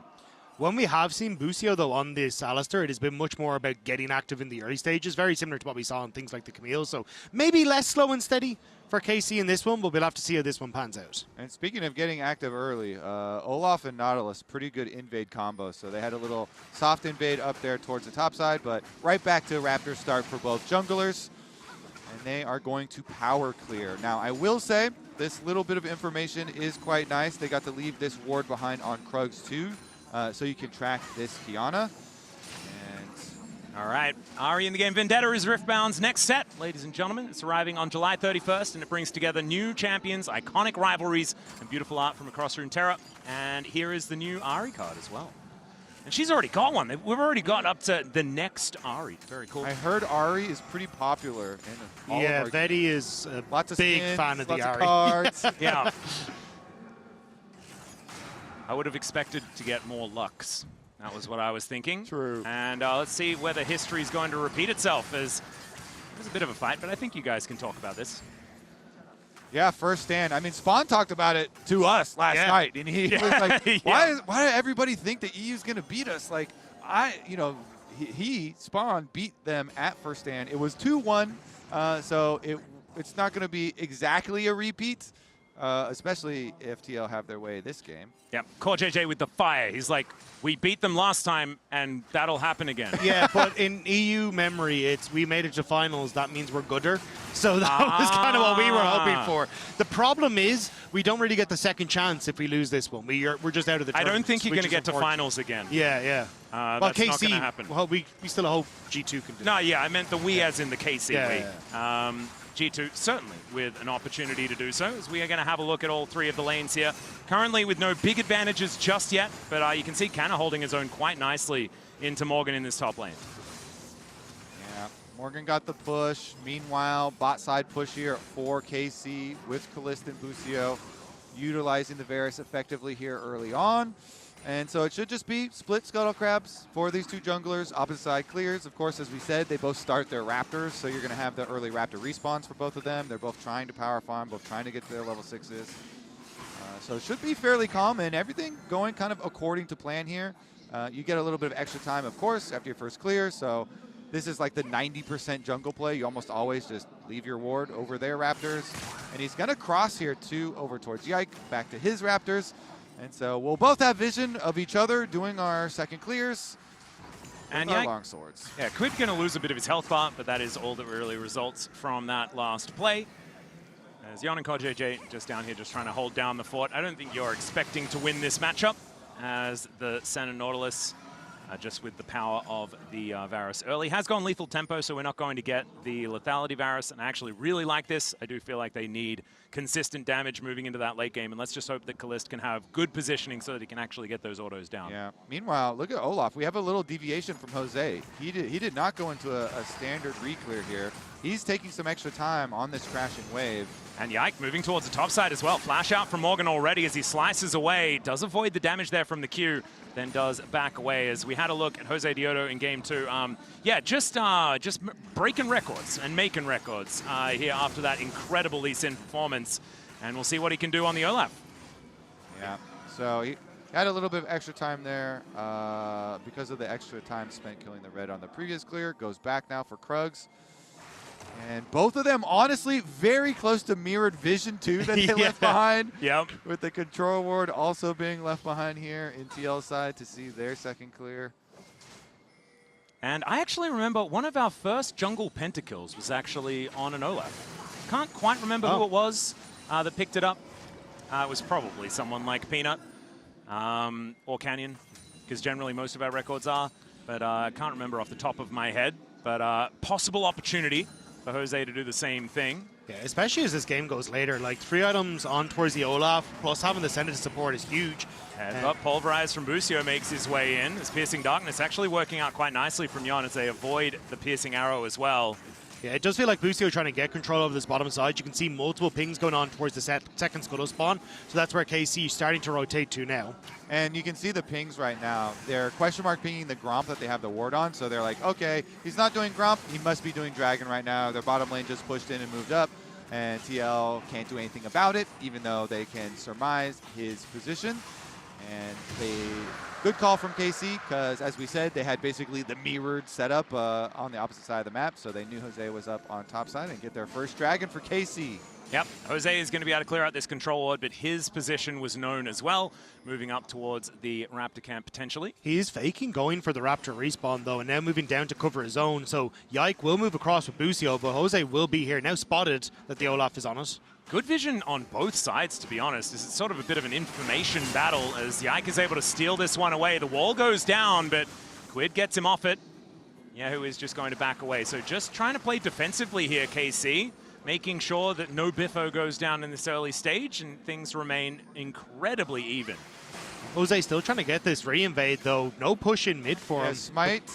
He knows Yike just used his smite, but good draw there from Yike. Pulls him all the way back into the brush. It's a little risky, though, because he is only level 5 versus the level 6, and Yahoo had shoved in mid, and Quid had just reset, so could have potentially been a moment for KC, but decided not to pull the trigger. So now he has to walk back down towards his bottom side, giving Yike a little bit more time again to just farm up a bit of a lead for himself. Well, another headbutt Pulverize does come on through here as Chains of Corruption come down at the same time. Busio only level 5, so he doesn't have the Unbreakable Will as Jan trying to do his best. KJJ flashing away with the hail of arrows. He's going to connect max range on the anchor to get the escape out from this Nautilus, but did still have to use the flash in the play. Yeah, Busio doing a good job of body blocking the hook to the terrain in front of him so that then you have to burn the flash as KJJ still manages to escape.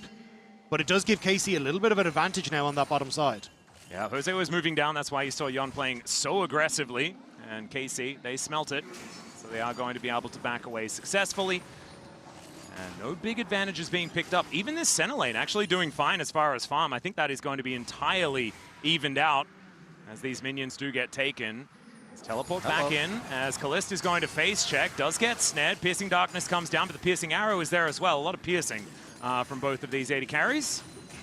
Busio using that teleport off the Summoner Spellbook, though, to get back into the lane means they should be able to get a plate for themselves, although maybe not wanting to overextend too much. Still unsure as to where the Olaf is quite at the minute. But we'll open up a roam for Busio. And I think that's where they really do want to try and unlock Busio from this bottom lane right now, get him active on the map. Yeah, Alistair pretty good at making an impact in other lanes. He'll be able to move into mid, but you can see that he is shadowed by Core JJ immediately. Yike also wants to use his ultimate. As Jose starts up the grubs, this may be the area to do it. Yeah, Morgan going to move down, and the Scion is in the bottom lane. KC, man disadvantage for this particular objective, and I think that they are just going to back away and just let Kana create some control for themselves by taking this bottom lane out. Jan is going to lose a bunch of his health bar as Kana is just basically unaware of the turret's existence. It felt like a very late swap from KC, though, because, oh, hang on, is Yike going to get caught here? Well, Yike is moving down. There was a lot of good vision here from TL. So Core JJ making his way in. The flash on forward, flash out from Jan as well as Yike gets a supreme display of talent, but the ulti from Jan keeps him alive for a little longer, just not quite long enough as First Blood does go over to the Scion. Ari roam from Quid. Yeah, no flash available here for Kana, no ulti as well, but he gets into the minion wave. I don't know whether it's going to be enough though as the charm still goes wide. Anchor is going to be there to lock him down, and it's TL that even out the kills. Okay, little shutdown there for Quid on the compensation play. Mid lane does get pushed in the top. Yeah, there is the dominance here from Morgan. Flashes forward, and now the Ragnarok is going to get popped from Jose. Kalist going to get taken down first. Busio nowhere to run as there is the true damage. And it's Morgan that locks up the kill in the end. Yeah, they split it there. Morgan's like, all right, I'm going to take the second one. Yep. Holds off, and gets it. One for each of the TL Bash brothers in the top lane. Man, that is exactly what you want to see as the Olaf, though. You can just ulti and walk forwards towards him. He flashed to get in into position. lane, yeah. Knowing that there was no real follow-up that KC could have. Once the Olaf ends up getting that ultimate, you can't keep him off the carry. Kalist goes down. Morgan stays alive for so long. And TL picking up big wins in the top lane. Yeah, really good plan from TL there. Lying in wait, ready for the counter gank, both flashing onto Kalist. Being able to get this kill. Now, a lot of summoner spells used, okay, because Jan also had to use his earlier on the other side. So there's a couple areas for this Kiana to attack. You saw how, effective Yike's ult was in the dive. Maybe he can get something going on the second one. With this Umbral Glaive, it is so nice to roam around, keep that vision control, so you can keep another pathway for Busio to help roaming with you. Yeah, it did feel, though, that KC kind of fumbled the swap a lot, though, right? They end up being late towards the rotation to go for the grubs, and you end up then in this mix match where Jose Deodo and Morgan can actually chase you down. You get the kill on the bottom side, but it's been a big win for TL. KC, though, now with the push on mid lane, going to move over towards the Dragon. You have the TP for Morgan if they really want to, and Jose Deodo's in the pit. Wait, he just walks over. It is going to be the secure on the Drake, though, as Jose down to 50%. There's the Ragnarok to get him out of the CC. And now Quid dashes over the wall. There's the Orb of Deception and the ulti to come through, the Dawning Shadow to keep them alive. Yike down so incredibly low, but TL, they have to worry about the brick wall that is this Scion. The anchor is just going to go straight into Kana as Jose sidesteps the Q. Headbutt pole from Busio as he tries to take matters into his own hands. The shield, incredible onto Jose, but he is going to be taken down first. And the unbreakable will of this Alistair keeps him alive. Core also going to be kept alive at the same time as Quid, now in the back of the pit, does have to flash away. And Yike is hunting for these escaping members of TL, but they will be able to make their way out. What the hell are the fights in these series? They're so close. Yike being chased down by Jon, but should be able to just dash himself away. But oh my God, that was close. I mean, Jose went in there. He has no flash. He's an Olaf in the pit. Yeah. You're like, okay, he's going to ult away. But then he's just walking back and forth, strafing in the back of the pit. Teleport, though. The play's not done quite yet. Yeah, it's Morgan making his way in as the Ruthless Predator should be able to sink his fangs in. Sets up for the charm, and that is a very dead Scion. No options for Kana. And Morgan is just going to deal with this zombie as well. So that's TL getting another kill back. But look at the gold. I mean, KC is still in a fine position here in this game and with Double Dragon. Yeah, and you say it, Jose goes in, kind of is doing a good job of trying to buy space, but he has no damage behind him. Just kind of waiting, but Busio sees the moment for the knock-up. The ult from Kana gets some good damage. Yike snipes from the brush. And again, kind of buying space on towards Quid and Jan means that KC can kind of work their way in towards this pit again, but it got so dodgy towards the end of this, especially with that lockdown onto Kalist. Yeah, it was a weird call from TL because Qiyana is really hard to outsmite because she has really good jungle monster modifiers, and then Yike did a good job using his ultimate as well. Gets the dragon and they get the kills afterwards. So KC, they bring the gold right back to even and 2 dragons stacking. It is exactly even as well. And we have a Chemtech Soul. Oftentimes, people don't like Chemtech Soul. I'm seeing an Olaf and a Renekton and an Ahri. Like, there are so many champions. And a Senna. I mean, I skipped, like, the most important one. You get so much value from this Chemtech Soul because everyone can kind of be kept alive with shields and heals at lower health. And so this Chemtech Soul could be incredibly valuable, especially for TL. But, I mean, the same can be said on the other side of the Rift as well. Okay, let's see who is going to be able to keep stacking these up, whether it's going to be KC or whether it's TL finally prioritizing the Drake. Because I don't think TL have necessarily not had very much control in this game. They just haven't been focused on the dragons. Yeah, very much so, because they're looking at how their comp is going to operate later. You know, they're trying to bank on Yon stacking souls and then getting some money into Jose so they can get to the point where this Olaf just gets to run at Varus and Talia, and those champions are not going to be able to dash away. Nope. And they need to get to the kind of the critical point where Jose and Morgan are going to be able to dive and put that pressure onto the back line. I think that's why you can see KC trying to be so active at this portion of the game. Pushing in mid, trying to establish vision on the spot side, trying to shift both Busio and Yike towards either side of the map, maybe try and find a play, because they know that as this game starts to go on, this Olaf and this Sen are going to get significantly more terrifying for their backline. So hoping they can catch Team Liquid and start to blow up in this game a little bit more in their favor. All right, as the dust settles, we're moving back towards the mid lane. We're going to call it a K-Ram because we are in Korea at the moment.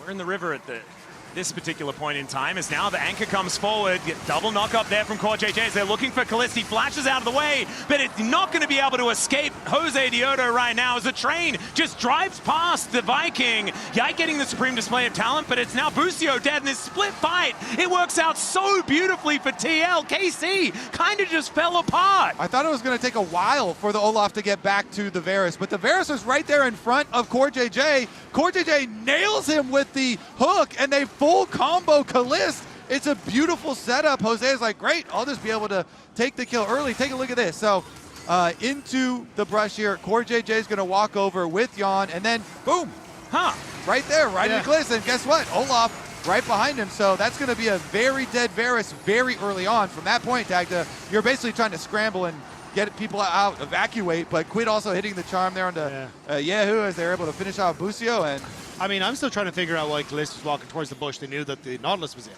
in. That is one. There's also Cannon deciding to drive the train past the very scary Olaf that did just lose Ragnarok, which could have potentially helped him and Yike make something happen. But was a bit of a mistake there from KC, and it does put TL in a fantastic position. The first big gold advantage here in this game is TL looking for that date against T1 coming up tomorrow to try and get themselves a spot in the main stage of MSI. Remember, this is just the lower bracket. There is still one more test to get yourselves towards that main stage coming up after this. Core JJ doing such a good job here, constantly sweeping, constantly throwing down control wards, and guess what? Now you're going to have to enter into the Dragon area here versus TL, who are ready to dive again. And I think Core JJ has been such a standout performer for me for Team Liquid at MSI. He has really stepped up. The Nautilus in particular has been fantastic, and he may find Calist once more here. Yeah, Anchor going to connect onto Canna. This is going to be their first target in this fight. There's not a lot of follow-uppers. In the meantime, though, there is an Ahri lying on the floor, so Quid not able to do too much, and they're able to protect Canna with a great Weaver's Wall. This might actually be able to get KC this soul point that they've been looking for. TL, they do not want to give this one up, but I mean, it's so difficult without their mid laner, who doesn't have teleport as well. Busio goes in, gets the pulverizer, steal from Jose. Never mind, it wasn't. It was actually Riftail taking down a turret, as now we've got a team fight as Morgan knocked up into the sky, but he's going to get on top of Calist once again. Busio is dead, and TL, they are still going to win the ensuing fight as the blast cone pulls back Canna. And he's able to unstoppably onslaught his way out of there. That was such a weird period of play. Okay, they know where Morgan is. He does not want that fight. Yeah, I got so enthusiastic because I saw that there was Olaf taking something, and the smite didn't actually come on through. KC were at least able to get themselves soul point. Yeah, Busio does a good job. Like, he's just keeping him barely out of range, but this is the real surprise. Yeah, Quid deleted by Yike there. Nicely done by Yike right out of the brush, and Quid also flashed there. So not only did they delete him, but they also got his summoner spell. Had he just teleported to that part of the map as well, on top of everything? So that's even more that he misses out on the next little while. Still, 2.6K going to be the advantage for TL, and breaking open the middle of the map going to be very important for this squad at the same time. So I think still in a good position, but giving over the soul is going to be a rough one, especially when KC do kind of want to speed things up. Getting to an early Elder could be dangerous here for TL before their center's online. I think they still do have an exceptionally strong combo with Yike, though. You can see how quickly he could delete Quid. Yeah. If he ends up finding that big play in the middle of a team fight, that could be it. Like, the goal is 2.7K at this stage. Is nice, but not insurmountable for KC. But especially as Team Liquid now get to set up on side lanes, I think this is where they start to become more threatening. Like, Ari very good in this position. Morgan on the Renekton with the lead, very strong. And Jose Diodo more than happy to dive these turrets if it works for him. Well, it might work for him right now, as they are moving towards Canna. The referee got something to say to this player. As kind of really wants to get rid of this turret, as Ari just going to dash in front to make sure that he's not able to ult away, and he moves away from the turret. Not exactly opportune. It's going to take a while to kill him, but kill him they will. And TL now looking for an opportunity to take down this turret at the same time. They will be able to get it. 3 Grub's going to be helping out there. It's a Zombie Scion, no help from the rest of his teammates. TL actually moving for a little bit more aggression in this mid lane. Good block there from Busio. Kalista had the slow on him, so Jan was trying to thread the needle there and get the snare, but Busio just walks up and takes it, so nobody's going to die for KC there, and they'll still get their cross map of the tower, but nice play from TL. They just brute force. They're like, yes, we will be able to kill you. Jose doesn't even respect the zombie getting back up. He's like, it's fine. You do whatever you want. I'm going to kill this tower too. Yeah, also Morgan shifting from top lane, knowing, look, that tower's going to go down. I can't do anything about it. Covers the mid lane, so this Varus can't even get more of that plate gold. And now you're in a position where you get to re-establish yourselves on this top side with Baron up and available. Yeah, it does seem hard for KC to combo like more than one person. Like, I'll definitely give you, Yike could definitely like one-shot Quid or one-shot Jan, but if Olaf now on 2 items is able to run down your... Wait a second, they're going to make a big play on top side. That's everybody for TL. Yeah, the whole gang. They got their whole gang together. Looking for an angle towards Yehu, but he is going to be able to pick up this wave. Looks like they're not looking for anything here. As Jose wanting to spot Yike, does manage to find him there with the Scryer's Bloom. Now sprinting over. TL, I mean, they just want to kill someone. Yeah. If he could even get someone's summoner spell right now, it'd be a really big win, because a minute on the dragon. Yeah, Yike is going to get pushed away, though. Understands there are a lot of TL members moving on over. They have dropped vision towards that top side, so the counter Baron is not looking like an option here. And early control of this dragon area when you're staring down the barrel of Soul Point, smart idea. Yeah, the map just feels so shortened for KC because you're constantly getting control over mid. Kalist can't really step up to contest that mid push, and then you're just shifting with Core JJ, Jose Diodo, and Jan back and forth, getting all the vision you want, denying KC any access to River. And if anyone at all steps up, they just immediately die. Like, Kana is the only real tanky one in this team. Yeah. And I think that TL should make the call to, prioritize diving Yehu instead of Kalist. Kalist right now isn't even going to do much damage if he's, if he's attacking people. But I think taking out the TLAW first then would be the obviously like ideal priority. But if Kalist is there too, also still a good target to run down. And okay, now he's got Rage Blade, so now it's definitely a little bit more threatening. Yep, 2 items pretty scary here. We do have a couple for Yon also put together, though, as the Manamune has been completed now as well. And he's going to start doing a fair bit of damage himself. 62 on the Souls meter as well. It's not too shabby. As Jose standing on a ward. This could be a problem, as the teleport in from Morgan will be able to augment this play. Dragon here. Yeah, just spawned. As Morgan spotted on Vision. There's Supreme Display of Talent only on to Core JJ, but they are looking to burst him down. They find it as Yon also gets a snare into that backline, but there is the interruption on Morgan. Dawning Shadow. Yon doing so much work as they take 2 down already. No bottom lane left as Quid's dashing towards Yehu, who is just running for their hills. Morgan cares not for your turrets, KC. Although maybe he should, as he's taking a lot of damage. Does flash away, and Canna looking to flash after him. Does not find the angle as Yehu not going to be able to defend as they look to move back and take the dragon. Okay, so KC, they do one-shot somebody, but it's only the Nautilus. And so Team Liquid then win in the scramble, and they're going to deny the Dragon Soul. Yeah, Jan played that fight so well. The immediate flash away from the Supreme Display of Talent so he doesn't get caught, and then gets the route on towards Kalista as well. As, yeah, who wants to fight against Quid with the sidesteps, though? Yeah, Busio does make his way forward. Canna's here as well. Quid, ladies and gentlemen, is dead. The threaded volley is going to be able to take him, and that is the shutdown. So nicely done there. First kill going over to Yehu, and I think getting money on your Talia going to feel fantastic. Looking for that 3rd item and wanting to be able to augment the damage here for KC. Yeah, I mean, it's a good follow-up play because, you know, that's how they killed Kalista, was Quid ult and flashing forward to follow up and get the charm on him off that route that you're talking about that Jan was able to land on him. So they knew no mobility left for that Ahri. Let's punish him up on the side lane. Grab that shutdown money while we can.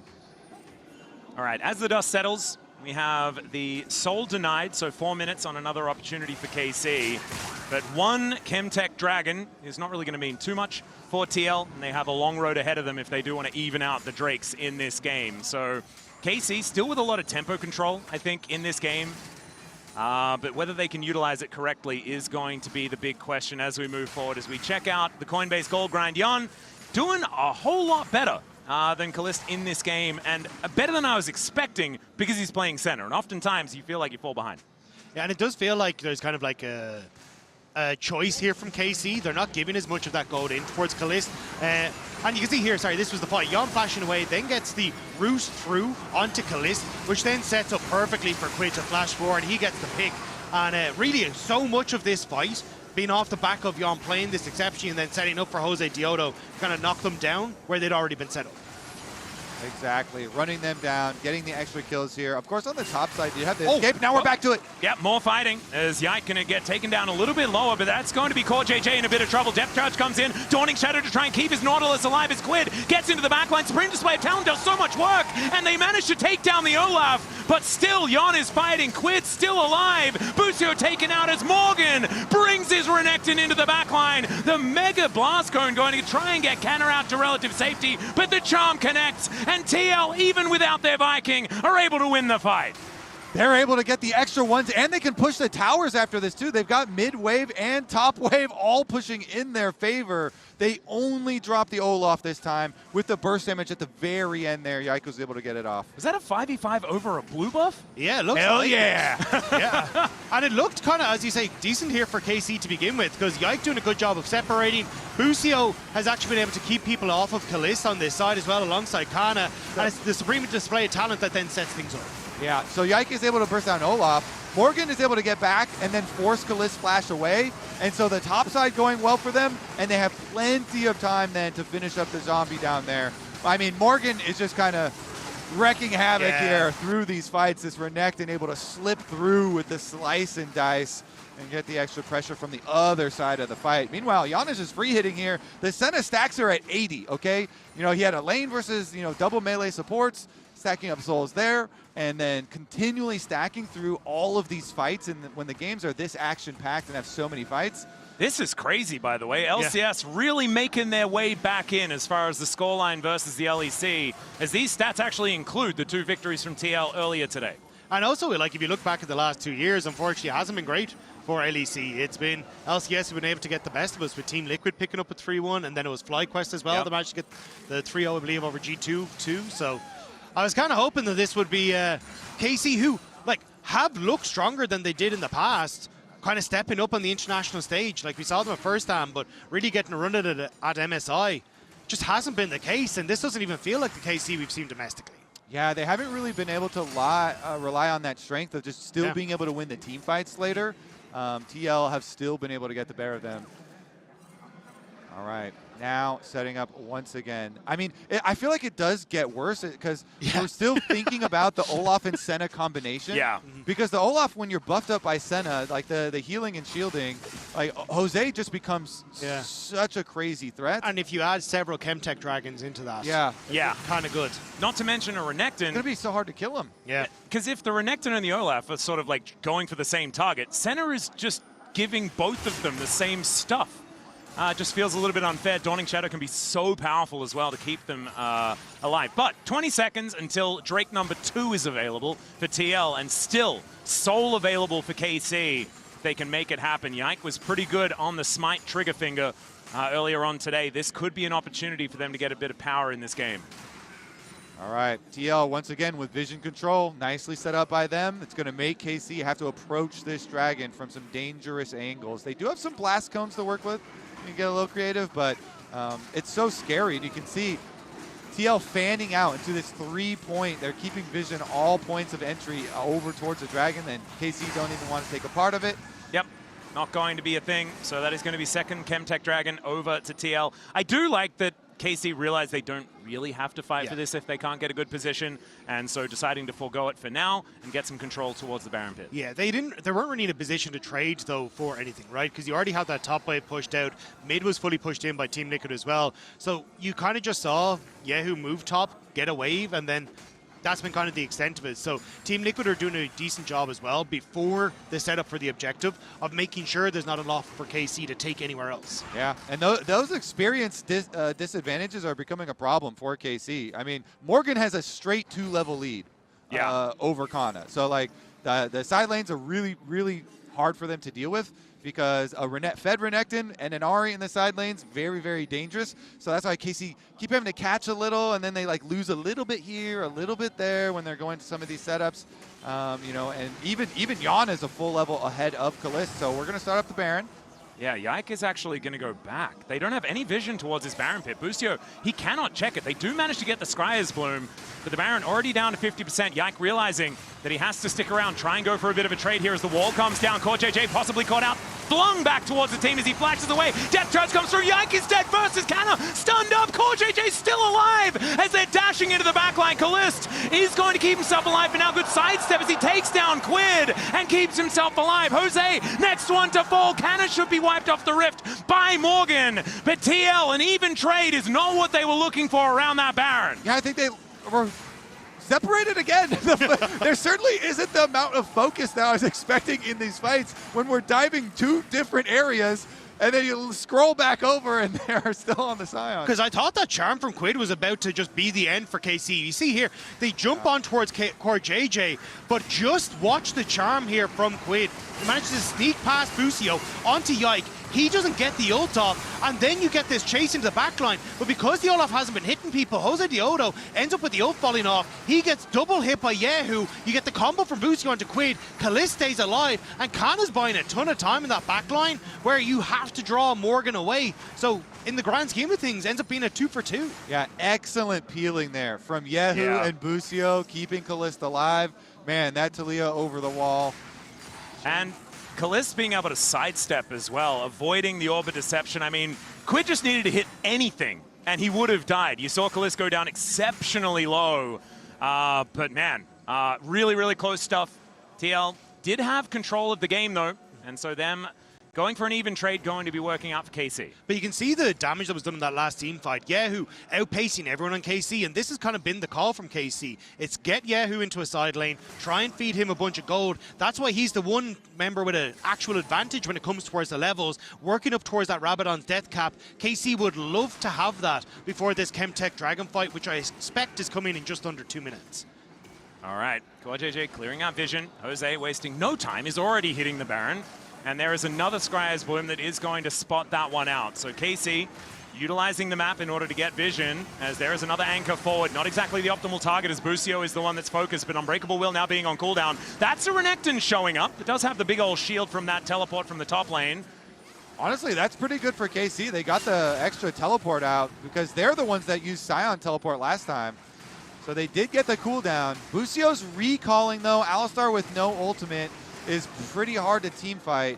Yeah, and they still have 0 vision of this area. AC Yike not actually moving over. They do spot it with the scrying orb.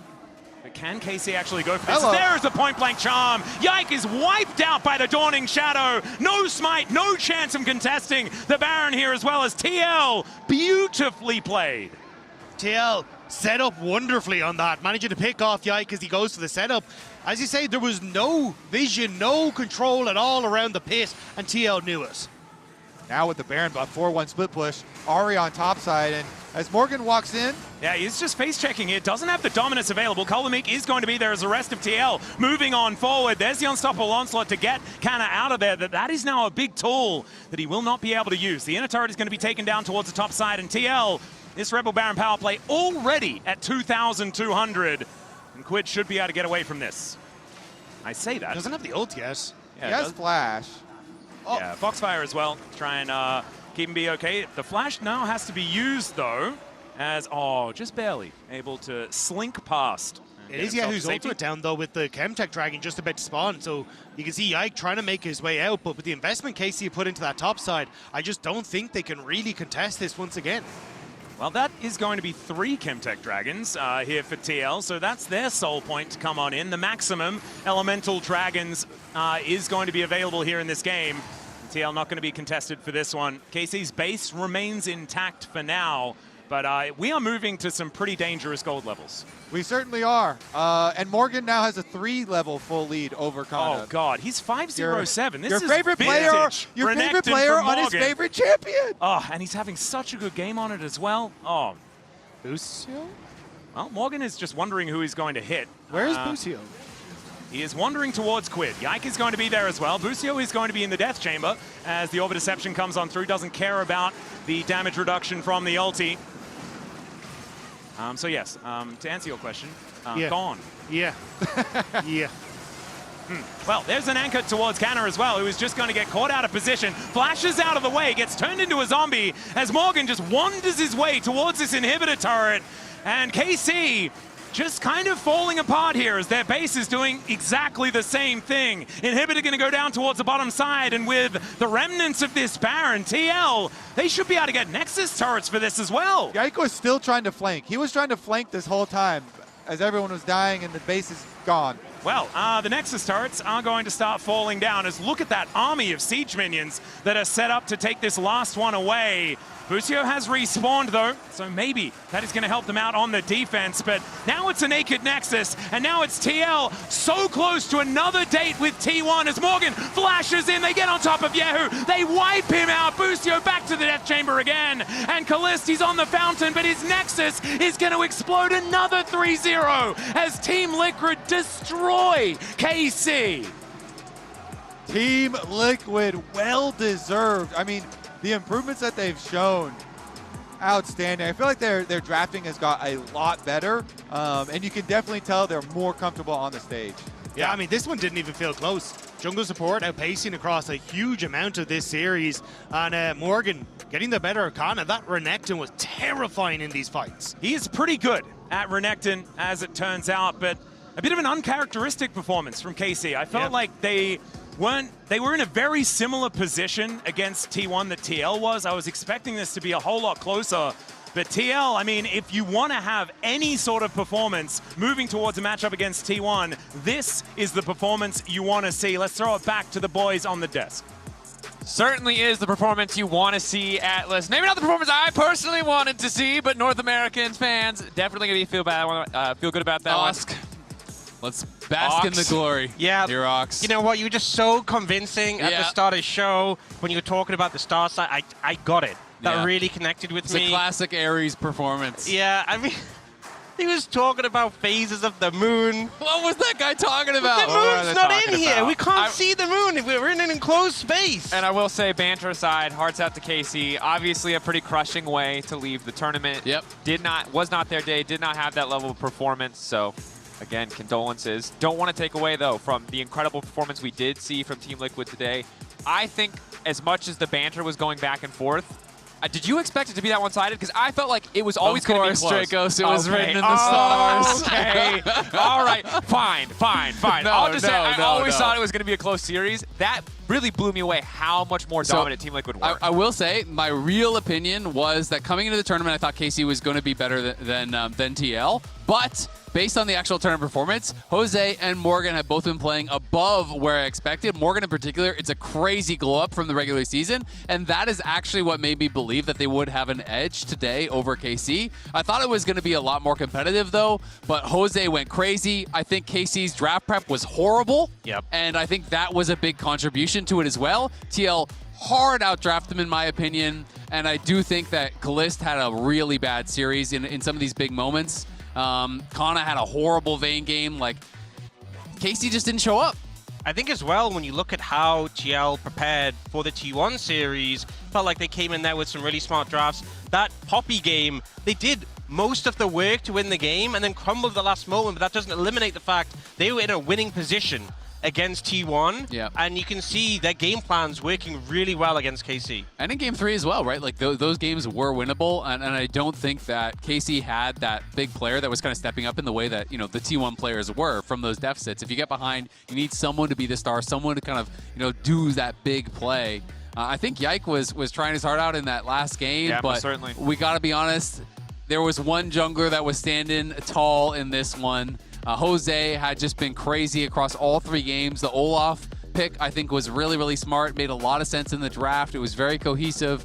The Lee Sin game was the biggest 1v9 of the tournament. One of the biggest 1v9s I've ever seen from a Lee Sin. And I think the easiest Oppo player of the series we've ever had. No surprise to see Jose Deodo. The Lee Sin performance alone would have been enough, but really every single game he was making an impact. He could have done basically nothing Game 3, and yet he didn't. He found ways to really make an impact on the Olaf, but the Lee Sin game was just clinical, and when I saw it, I was thinking back to that Peanut game at MSI, just styling on your opponent, picking up kills all over the map, and look, 22, 4, and 22 in the series. Insane. And, absolute monster. I mean, absolute monster performance, and the craziest thing is, if you have not watched Jose in NA, it just feels like every Lee Sin game he plays looks like that. It's just insane. Like, this guy, when he gets any lead, is so intelligent about how he actually pushes his advantage. He plays in the face of his opponents. He constantly invades. He makes you fight him, or he makes you concede everything. And it really comes back to, like, his mindset. If you talk to him, he's so fun to talk to because, you know, when you go, Jose, like, how do you prepare for these series? Like, are you really feeling the pressure? And he's just like, League of Legends is a game, and I just try to have fun, and I just go out there, and I just remember, you know, we're just playing a game, and I do my best, and it's like, he is just such good vibes, and I think it kind of allows him to just play without stress. And honestly, if he can do that on Lee Sin to NA teams, then of course he could do it to EU teams. Like Ox, come on, you can't tell me on that. Thanks, buddy. And I will say, this is the top-tier analysis why we bring him in. Seriously, though, the real thing for me is most players who have this dominant domestic pick cannot transition it to an international stage. The fact that he did against an EU team that, again, after the first few series, we might have said, you know, it's a little bit more TL favored, but initially looked like they would be the favorites. And this one against a player like Yike, who does have a certain international pedigree, has gone the distance against LPL teams, etc. Like, this is some really impressive stuff from him. And now I kind of want to see if T1 let it through. I'm going to be honest. I really want to see what this looks like going up against someone like Owner. But, of course, we are now just getting ready for our post-game interview. So, final thoughts, Hawks? I'm excited for tomorrow and to see how they do in the rematch. I think they had good ideas the first time around but couldn't get over the finish line. I think they can definitely take games. Series might be a tall task, but this was a great series, great performance for them today. An impressive ramp up in such a short period of time too, right? It's easy for a tournament as short as this one, right, where you have the potential to just play 2 series and get eliminated, not to see that growth. But I think we are seeing it from TL. We really are, but we are going to be joining Jose on stage for the Verizon post-game interview. Let's go! Oh, never mind. We're not ready again. We're not ready. Okay. Just building the suspense. We're eager. The problem is, we are eager. We're like so ready to talk to Jose Deodo. We are. He was I'm our always ready. He's been our Oppo player of the series before that 3rd game. Now we're ready. Let's do it. Verizon post-game interview with Jose Deodo. 승리한 호세 디오도 선수 만나보겠습니다. Congratulations. Thank you. First question. 가장 먼저 LEC와 LCS와 LEC의 자존심이 걸린 승부에서 승리한 뒤 다음 라운드에 진출하신 소감 들어보겠습니다. First off, how does it feel to win in a match where the LCS and LEC's pride on the line and make it to the next round? Feels great. I think I don't know. I've never been in a rivalry of EU in NA because I'm from Latam, so it's kind of weird for me. But it's very fun. I think the nerves are high, and obviously fans are like flaming each other, so it's very fun. I think, yeah, the afterwards it feels nice because we three of them. So I'm sure the NA fans are happy now. 사실은 본인은 아무래도 라탐 출신이기 때문에 LCS와 LEC의 이런 라이벌리에 대해서 크게 잘 느끼지 못했는데 정말 많은 분들이 열광하고 또 서로 이렇게 벤터, 트래시 토크를 주고받는 그런 문화를 잘 알고 있었는데 이렇게 또 선수로서 플레이하면서 승리를 가져올 수 있게 되어서 너무 좋고요. 또 3대0 승리를 가져온 만큼 팬분들이 더 기뻐할 것 같다고 합니다. 한국에서 열린 2025 퍼스트 스탠드의 리매치이기도 했습니다. 작년에도 그리고 올해도 한 번 더 TL이 KC에게 패배를 안겨주었는데요. 오늘 경기를 앞두고 어떤 부분을 가장 중점적으로 대화 나눴는지 여쭤보겠습니다. It was also a rematch of 2025 First Stand, which also happened in Korea last year and then again today. TL handed KC a loss. What kind of conversation did you guys have as a team about the matchup? No, funny enough, we saw the series before coming here. I think we were thinking like, damn, what happened these games? You know, how you guys beat them, what you guys thought in the series. But it's like different players, so it kind of changes the vibe. But yeah, I mean, it's nice that we got a rematch. I think it's different because Omti was here last time, so now it's me playing. So maybe that's why we didn't lose one game. So yeah. 사실은 좀 재밌는 이야기인데 오늘 경기 전에 다 같이 그 경기를 돌려봤다고 합니다. 그때 경기를 같이 보면서 와 이때 어떻게 이겼니 이런 이야기를 나누었는데 사실은 라인업도 바뀌고 선수 구성이 바뀌어서 같은 경기나 같은 그런 접근은 아니지만 지켜보면서 굉장히 즐거웠고 작년에는 엄치 선수가 정글러로 있었는데 올해는 제가 있었기 때문에 1세트를 안 진 게 아닌가라는 생각도 들었다고 합니다. 이제 2세트 얘기를 안 해볼 수가 없는데요. 또 이렇게 세트 패 없이 승리하게 된 주역도 2세트의 리신이 아닐 수가 없습니다. 정말 신 그 자체였는데 올해 호세디오드 선수의 리신은 LCS 시즌에서도 무패를 이어가고 있습니다. 오늘 본인의 리신 플레이는 10점 만점에 몇 점을 주고 싶으신지 여쭤보겠습니다.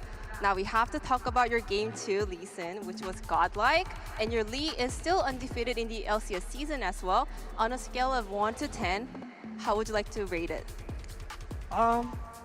I don't know, I think today I didn't play like normally, maybe an 8 from what I used to see on my gameplay, because I think if that was a normal game, I would just like finish in 20 minutes, but I think the nerves were like, ooh, I'm excited because I'm so fast and I can 1v9, and then I ran it down a bit. So yeah, I was thinking maybe an 8, but I think overall when I have a good game, I can go to like 9 or 10 sometimes, but it depends sort on the comp, because I like to take Lee Sin on certain spots, and I think today was really good, so yeah.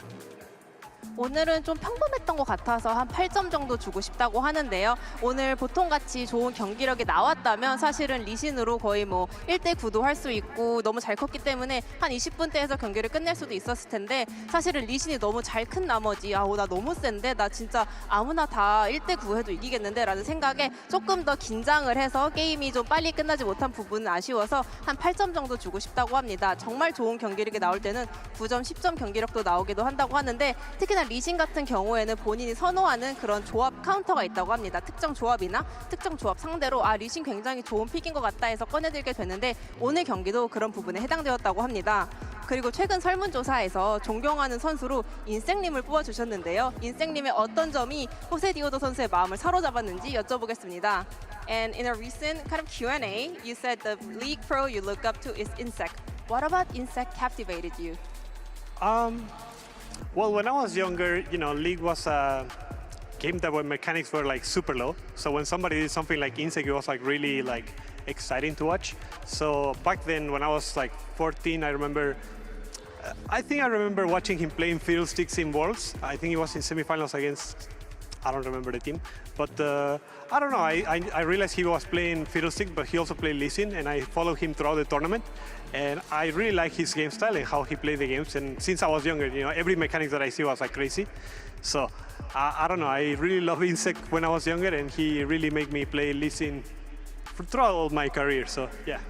Was your Lee as good as his Lee Sin today? Maybe. I hope.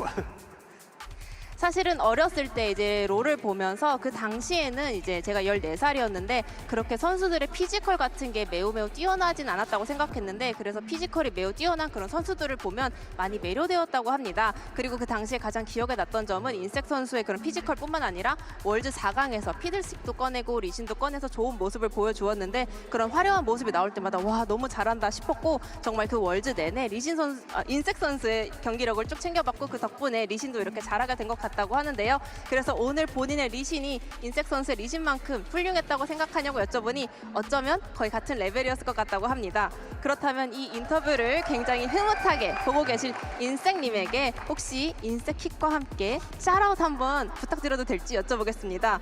I think Insect must be really happy watching this interview. Would you like to give him a shout out while doing the iconic Insect kick? Yeah, like a hiku. Thank you, Insect. Amazing. 이제 내일 브래켓 스테이지로 가는 최종 관문입니다. 다시 만나는 T1 상대로 어느 부분이 가장 중요할 것 같으신지 여쭤보겠습니다. And tomorrow will be the final gate to the bracket stage. In a rematch up against T1, what do you think will be the most important? Well, I think it's important that we learn about our mistakes against T1. I think the way they play the game is super aggressive and they're really fast on the map. So I think if we try to match their style and try to match their tempo, we should be better than last time. But we know that they're the highest or the hardest team in this plane. So yeah, we just have to have a good day and we have to keep going through our tempo and we should be fine. T1 같은 팀은 정말 매우 공격적이면서도 맵 전역으로 굉장히 빠르게 굴리는 팀인데 저번 실수를 통해서 우리가 어떤 점을 더 나아질 수 있을지 파악하는 게 굉장히 중요한 것 같다고 합니다. 상대방의 굉장히 빠른 템포에 말리지 않고 우리만의 게임 템포를 쫓아가고 또 경기장에 온 당일 좋은 컨디션을 유지하며 우리의 게임을 펼쳐줄 수 있다면 또 좋은 결과가 나올 수도 있을 것 같다고 합니다. 여기까지가 팀 리퀴드 에일리언웨어의 호세 디오도 선수였습니다. Thank you very much and good luck tomorrow. Thank you.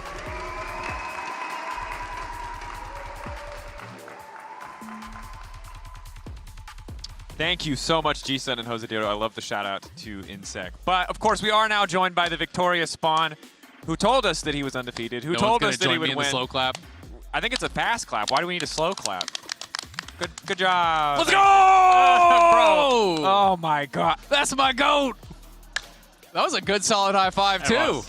Yeah, sorry, Draco, so we had to do you like that. I know, you don't have to hold back. Don't hold back on my account. I need you to tell it like it is. I mean, I did tell everyone that I have never lost to Europe because I haven't had the honor of playing G2. So that's the goal, to get the G2 matchup, because that's like, when I first took over as head coach, I said, like, we want to build Team Liquid into a dynasty like G2 is in Europe. Yeah. That's always been the goal. I think so far I'm not doing that, so let's not get too ahead of us, but we haven't lost to anyone else from Europe and didn't plan on doing it today. Yeah, well, I mean, you guys played really well. One thing I really wanted to ask you about is, we were just talking about this a bit, but like, I feel as though Morgan in NA had been playing just like, he's been playing well, but he hasn't been dominating. He's been playing more weak side, kind of playing tanks and so on. What has happened from him to in NA, from him here? You know, it's like Doran, he's chain solo killing Doran. He's solo killing Kana after getting cheese level 1 in the counter matchup. Like, this guy is playing the team fights insane. Like, what has happened? He is just playing with so much confidence. Yeah, I think we had this issue when we brought the team together, as everyone was like, oh, Yon can carry, and then Yon saying, oh, but Quid, when I played against him on 100 Thieves, he was a huge carry, and Morgan's like, you know, this is how I'm known to play the game, as more a supporting role. And I think that even though we were super talented, we were just doing just enough to do our job and then expecting it to come together. But we've had a lot of conversations about breaking those molds and just, if you can take over a game, just take over a game. There was even a time in Jose's Lee Sin game where Quid was like, hey, why don't you give me that kill? And Jose's like, just get on the train, buddy. Like, shut up and get on the train. Like, I'm taking this one home. So that has to be everyone's mentality. Yeah. Like, if you have an opportunity to carry a game, you got to pop off. And I think that Morgan's doing that really well. I feel like in the T1 series, you had really good preparation, good drafts, good game plan, but just weren't able to get over the finish line, especially in like that game 2. How do you feel about going into the rematch against them, and how do you feel about how you, what were the failings for the team in the first matchup? Yeah, I mean, arguably, if you look at our international history with this roster, T1 is actually our rival. Like, MSI were able to take a game. EWC, we arguably should have beaten them. We're up 6,500 gold in the deciding matchup. Yesterday, it felt, a couple of days ago, it felt like we really let ourselves down because, like, we were so prepared for them. And I think that the reality is, when you play these teams, we've watched 100 times more VODs of T1 than T1 has watched of TL. So we should be super prepared, and we should know what's happening. And, you know, game 2, I think we should have won that game, but we let it slip. And then game 3, we could have won that game. So to not convert either of them, it just really felt like we let ourselves down, and we're super hungry because of it.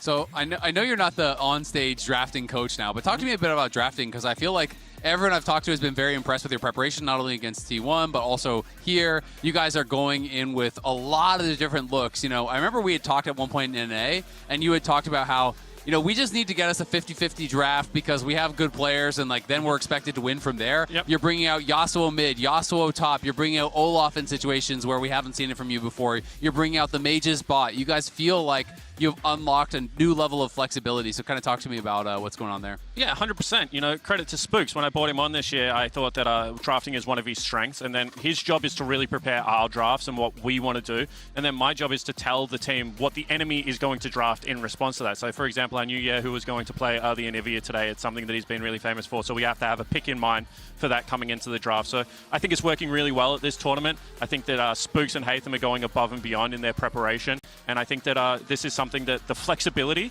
and, you know, I got flamed for it a little bit, but that enjoyment of the game, it's like, no, if it's a time to play Yasuo, we should not be like, oh, no one else plays Yasuo. It's like, no, just pick the Yasuo. Morgan played at top. We've played at mid now. Like, this is something that we want to be known for, and there's a couple more picks coming, so hopefully we get to show them off. Oh, a couple more picks coming. Yeah. Look, I'm ready to see that kind of diversity, but I'm curious for you. You've already had this series against T1 where you showed good looks, but the transition wasn't quite there. Super dominant series, kind of as expected against DCG, and now this KC series, which I think was far and away more one-sided than most fans would have expected. What do you credit to the rapid growth in performance at this tournament? Is it just getting comfortable on the stage? Is it more that there were just a couple fumbles here and there on the first day? Why are we seeing this? It feels like the acceleration for TL. You mentioned the Morgan performance. What is making it all come together here? I just think we have a different definition of like what the expected results are. I don't think North America has lost to a non-G2 European team in a couple of years. So I think we came into the team as heavy against them at MSI. Yeah. I'm more concerned about the 3-0. I'm not afraid to lose, but the 3-0. Didn't we also sweep Fnatic when we played them at EWC? Didn't we also beat them like handedly when we played against them? FlyQuest has had their number as well. Lions look pretty good. So I just think right now, outside of G2, NA is better than Europe. And I think that now we have to prove that we can go with the big boys as well. The thing that I admire so much about G2 is they have taken that next step. That when they play against the #1 and #2 seeds from LCK and LPL, that you think that they could be the favorites in those series. And that's what we got to start doing. So, you know, Lion got to get on their bike, and we got to do it for the LCS. I always say, when we play these series, now we got to take all of this back to the LCS and level our region up and restore that pride. And that's all the players are trying to do. That's all what the coaches are trying to do. We want people to think that, you know, we are the favorite. My heart. I mean, there's not a lot to add after that. There's an inspirational message. I'm glad, as a caveat, I get a little bit of G2 in there, as a little bit of copium. But that's kind of the thing that I want, you know, for my entirety of my region too. I don't want to be the one-team region, but glad to have the one team that's at least leading away or setting an example. Speaking of playing a little bit better, one man who probably could not have played better because he just played so fantastically was Jose Diodo. We heard an interview, but in our HyperX replay, Jose shows once again why his Lee Sin keeps getting banned against Team Liquid Alienware. Yeah, I mean, the kid's a freak on Lee Sin. Like, I actually was watching his videos in the off-season, and I was like, oh my goodness. His Lee Sin is actually next level, and he has such an aura of confidence on himself when he plays. Like, every single fight, he's like, I'm going to do this, and I'm going to do this in 60 seconds, match my tempo, we will win the game, and everyone just aligns with it and makes the game so easy. And I think one of the things I love watching is that he forces the fights, right? He does not wait for them to come to him when he gets an advantage. He's playing in the opponent's face all the time. This is one of the only times I have felt like, as an LCS pundit, watching a player where I don't need to give a qualifier on how good they are. Like, he is one of the best Lee Sins in the world, period, right? It's not like in the league, it's not in the West, in the world, period. This guy is just different on this champion. Yeah, and I mean, his confidence level and understanding on how to win the game with it as well is just on that next level. So every player, I feel like, gets to pro with that thing, and sometimes they lose it. So, you know, Quid on Ryze, Jose on Lee Sin, like Yun on Varus, I think is one of those picks when Varus is in the meta. So I think that, you know, Core on Rakan, can't leave that one out. He won a World's Championship with it. But there's these championship, these players that have these champions that if they are open, you just listen to them and they can win you the game. I feel like that's a big thing with Fearless also being in play, is that you only get like one chance at a series to play it out. How do you feel like that impacts, and like trusting your players to have the confidence, this is the spot where we want to bring it out? Yeah, I mean, it's really fun, to be honest, because, like, you know, I've actually made this mistake before where, like, teams open the suite against you and you just pick your best champion every role, and then you show up to the second game draft and you're like, Now what? So like, it kind of falls off a cliff from there. And I think credit to teams, they've gotten much better at like, if this person plays, you know, Azir really well, okay, well, I'm going to get my mid laner to the point where he can actually take it away game one, you know, give us a fighting chance, and then they lose one of their weapons for the rest of the series. So Fearless is super fun as a coach. It's something you have to take into account a lot. Something I'm really looking forward to seeing tomorrow. I think, well, wait, I don't want to do predictions yet. The Team Liquid victory, me too. Team Liquid victory. That's what I'm looking forward to. At this point, I do actually want that, because then I could, it wipes away the pain of the shame. Like, they beat T1, of course. They were just naturally They're just the goats. to win What it can all. you do? T1 who you also got 3 by. All right, Ox. I get it. You can cast the LCK. You have a fun thing. But here we're going to take one final look at the bracket. KC now eliminated alongside DCG, Team Liquid, Alienware, and T1, the last 2 teams remaining. And we'll just have to see tomorrow how it unfolds. But I'm definitely feeling a lot more optimistic after the first series. There was some skepticism, but coming into the second series, I'm feeling pretty good about Team Liquid Alienware. And look, we know we have a huge journey ahead of us. Like, we're confident going into the series because we did play well versus them. But this is a team that is the greatest organization in League of Legends history, and they have some of the greatest players in League of Legends history on there as well. But we have to make sure that we respect them enough that we know that we need to play well, but then we need to go out there and actually play well and do ourselves proud. So that's what the goal is tomorrow. And if you can kill their Nexus once, which we've done in the past, no reason you can't do it 3 times in a day. You just need to make sure that you play really, really well. So that's where the confidence is coming from, but it's hard. I feel like an additional thing is obviously when we saw there'd only be 1 team coming out of play-ins for every other team in T1, that was a lot of pressure. But also now for them, if it was 2 teams making out, T1 would have already qualified, and they now don't have double elim, which is, I know this is a team that performs really well under pressure, but there's the chance to take them down here. Yeah, there is. That is true. There is a chance to take them down here, and we got to play well to do it. They do get from the upper bracket. I really like what Riot has done at the moment for upper bracket, actually giving you both side and pick select for the time being, because it actually feels like coming through the upper bracket has like meaningful impact, whereas in the past it hasn't necessarily always been the case. So game 1's going to be an uphill battle for us. I think blue side first pick has like 58% win rate or something like that. So they get that in game number 1, and we have to try and take it away from them afterwards. It's a tall task. I just can't wait to see how it unfolds, and can't wait to see what some of those new picks are that you've been talking about. We'll see if we actually get to see them on stage for tomorrow, but that's going to be it for us here today. Back tomorrow with T1 versus Team Liquid Alienware. Games start at 10 a.m. CEST, 1 a.m. PST. That's enough from us here. We'll see you guys tomorrow. See you then. I'm coming this side. I can over middle. I'm here too. Yeah, matching slow. I'm matching it. I give you a Z. Yeah, I want to fight here. I want to fight here. I'm watching. I'm ulti. I'm looking good, no? Looks good, yeah. Looking good. Alisa on flash too. Sion. Alisa on flash. I'm watching Alisa. I will block. Cannon ulti. Keep going. Already good. We can go. Another 3-0 as Team Liquid destroy KC.